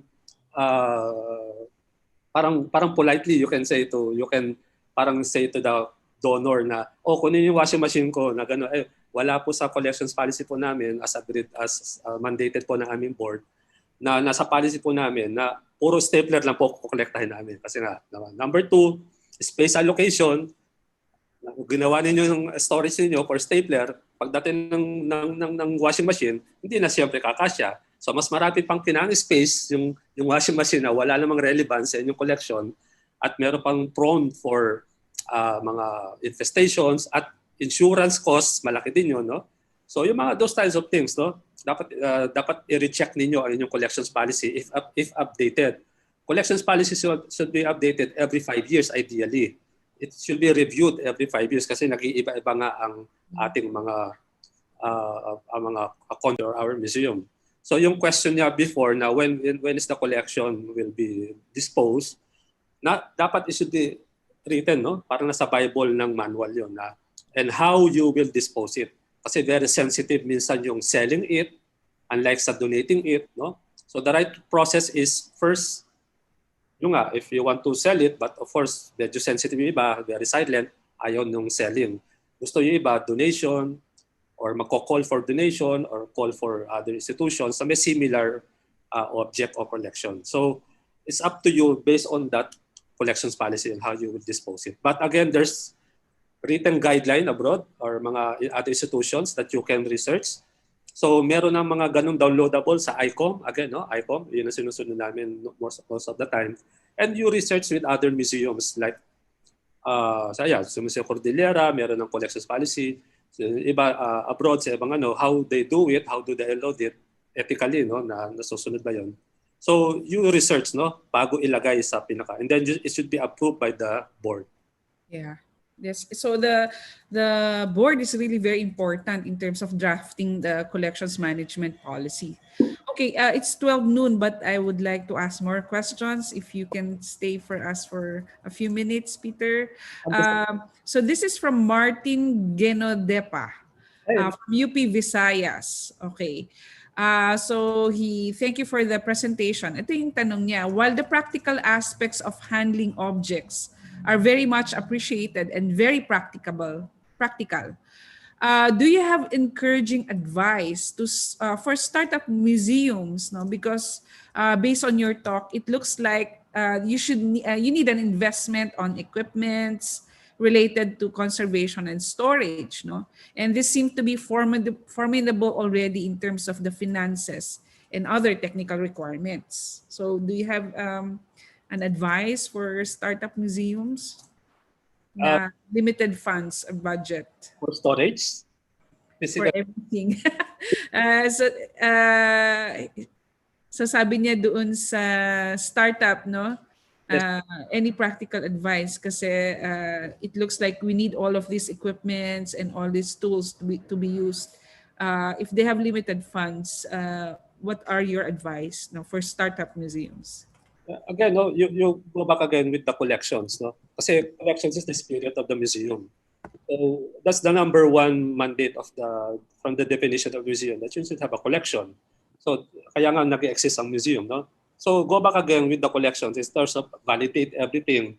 First is the significance for me, no? Para makasabi tayo ng ano bang requirement for a museum na i-house ang collection. So ano ba yung significance siya culturally, locally sa community, no?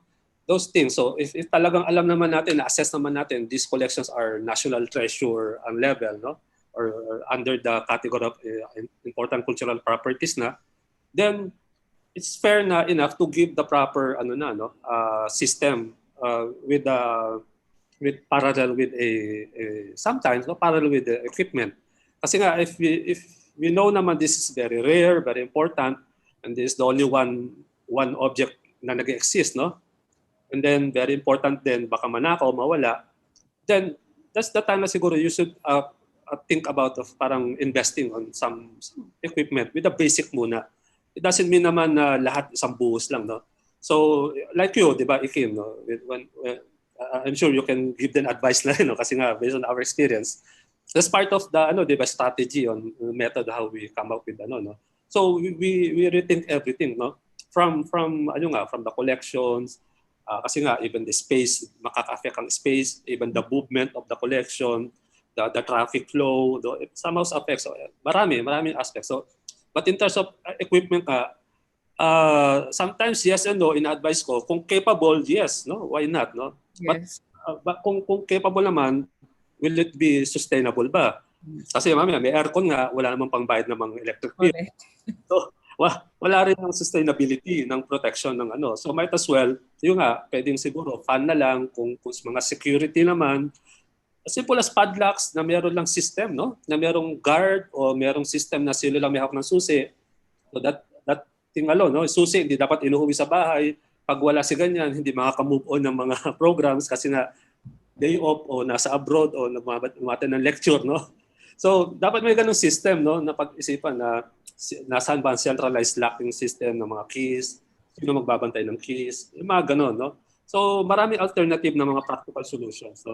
So I have this recently a recent webinar with NCCA. They can check the lecture, the webinar. The title is Professionalizing the Collections Management. So lahat sinabi ko yun na kasi pinresent ko yung issues about pwede bang mag-upgrade o pwede bang practical methods na lang. So they can check the NCCA Facebook, nandun naka-record yung video doon. Okay, Peter, you talked about professionalization, no? Is there a training specifically for this aspect of work in the museum? For the collections management? Yeah. Unfortunately, wala. Parang these are all experiences lang, no, good and bad experiences lang, and based lang from the yung mga lectures, webinars, trainings, no. But trainings and courses naman, unfortunately wala pa tayo dito, so you need to go abroad. But ang maganda kasi, well, ang advantage lang if you're interested to have this kind of parang additional work, no. So maganda talaga meron kang arts background. Sana ideally is fine arts. That's a big advantage, or any arts program, no, or course. And then science, number 2, is very important. And science, at least may basic science about. So you know the principle of the behavior of the material, yung mga threats and mga risks on the object, like yung mga insects. So entomology rin, may mga basic din kaming kinuha nun. Mga ganun, no? Para at least alam mo kung paano ka mag-prescribe, no? Pag masasabi natin, so therefore, kailangan natin ganitong solution o chemical o equipment dahil we know the behavior. Then number 3, again, lagawin is common sense, no? So common sense is talagang malaki bagay yan dahil nga talagang that's the third factor na makaka-affect yun usually na pag wala kang aspect ng gano'n. Hindi mo madidiskartehan yung like design of the mga package, how you will pack it, how will the design of the mga support system. But in terms of mga professionalization, in the local part naman namin in NCOM, we are trying to have it professionalized nga by talking with other agencies that can accommodate this parang course talaga, no? Baka sa TESDA o sa NEDA, no? We are trying to look that with that kind of partnership para we can stabilize already the professionalism of this title na lang. Wala tayong PR number. So ang daming tanong, the list is endless. So many questions about so many things, no? So there is another question from regarding the plans for disasters and earthquakes. How do you address this for the collection, for the museum collection, in terms of disasters and earthquakes? Actually, nasa kit ninyo yung na yung Making Museums work. Mm-hmm. So yung topic na sinulat ko doon is about yung risk and disaster management. No, generally you should know every risk and disaster, no, natural and man-made in your area, particular area. Kasi the way you will approach this is first you have to have that macro to micro, no? Macro meaning wag ka lang sa museum inside, no? Kasi iba, yes, nasa glass case na, safe na, yehey, wala nang mangyayari. But hindi mo alam, malapit ka pala sa fault line, malapit ka pala sa dagat, na pwede magkaroon ng surge, no? Every time that there's a typhoon, especially if you're in the Pacific area. So doon nanganganak yung bagyo lagi, no? So those kind of things. So those are the micro. So first, you know the environment, check the environment. There are websites na, local websites like yung Pag-asa, of course, no, bagong pag-asa.gov.ph. Then there's parang every hour, no, for the typhoon. So meaning, pag alam mo nang nasa typhoon area ka or nasa zone ka lagi ng mga super typhoons ngayon, you should have that check already lagi, immediately with the roof, with the walls, no, para walang leak, walang dilipad na, no. And then those system, or the common sense na sinasabi ko, na at least alam mo na yung next step, na alam mo nang nasa prone area ka lagi ng disaster, ng natural disaster area, ano mo na, no? I-protect mo na yung object inside, no? So alam mo nang yung mga drainage pipe ng bubong ng mga museums, dapat ini-inspect na matibay ba ang bubong, walang butas, yung mga ganun, no? Tapos pag nasa earthquake naman, meron namang government website, yung faultfinder.gov yata. You look for that in a website, Google, fault finder.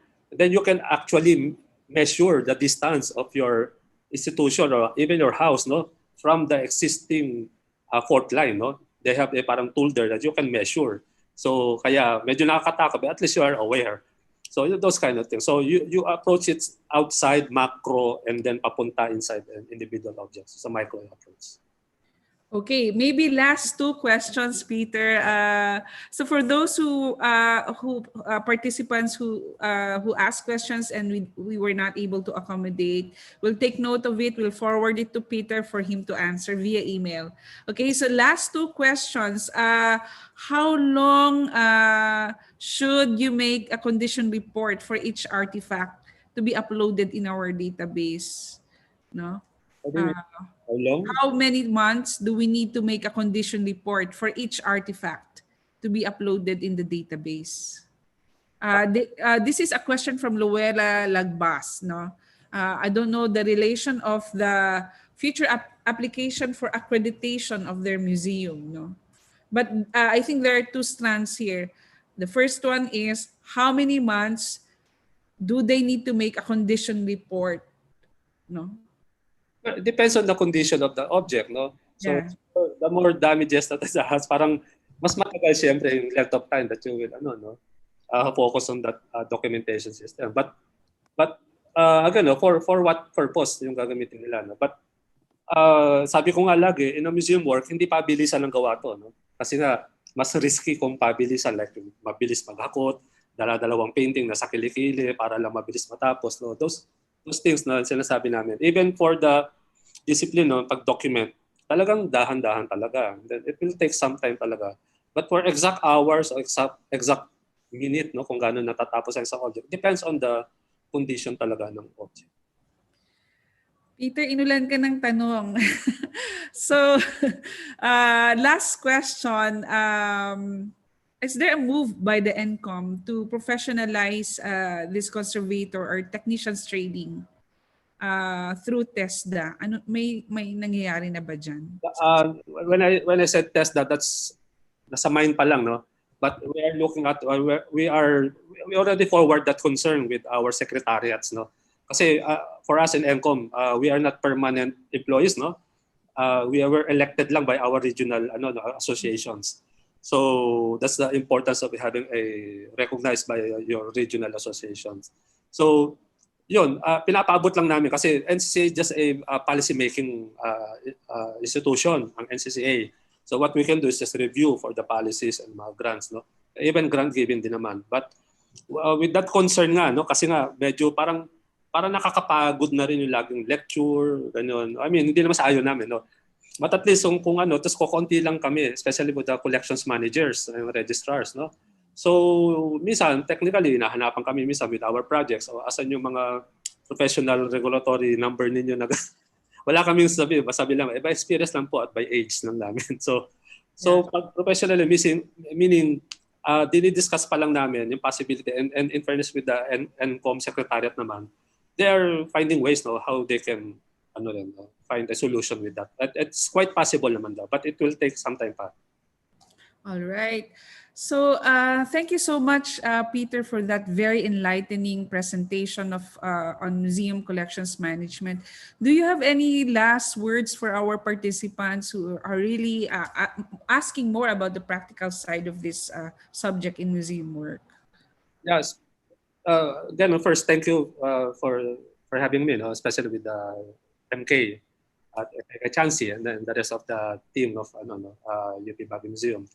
So this is a great opportunity, palagi, to have this kind of discussion. Na lagi ko sinasabi with the participants, we are your colleague, colleague tayo lahat, once na meron na tayong ganito mga programs with interest and program with the museum work, So andito lang kami, especially Museo Kordilyera is one of the talagang nagiging standard na sa museum practice ngayon dahil nga because of this talagang sinusunod nila yung magandang practice in methods in collections management especially and especially lalo na when they curate, when they display the exhibits, when they have this exhibition, of course, malaking shout out kay Ikin na talagang through her, nagiging effective ang pag-maximize ng mga collections sa Museo Kordilyera.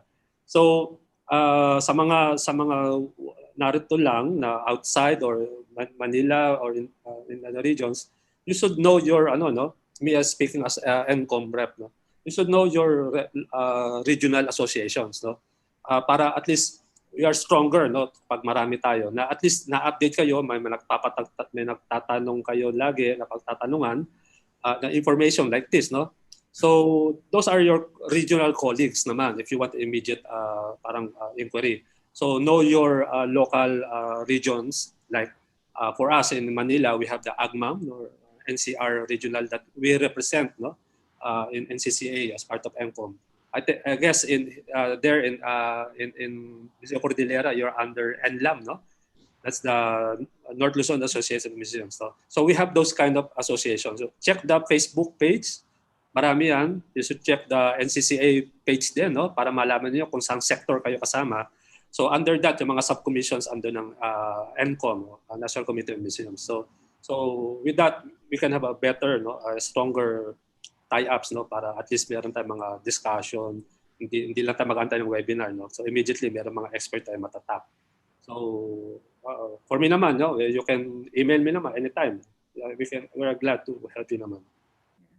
Okay, thank you so much, Peter, for your generous time and provocative answers that would really encourage our participants to really take this seriously, in handling and management of artifacts inside the museums.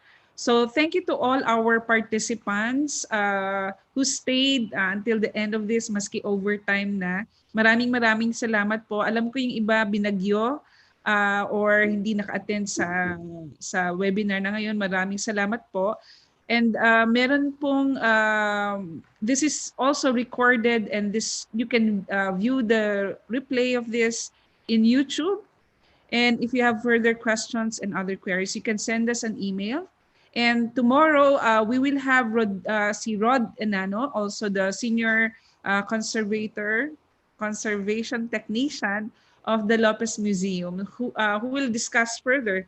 And maybe the questions today can be answered tomorrow. Thank you so much, and see you all soon, and have a good day. Thank you, Peter. Bye-bye.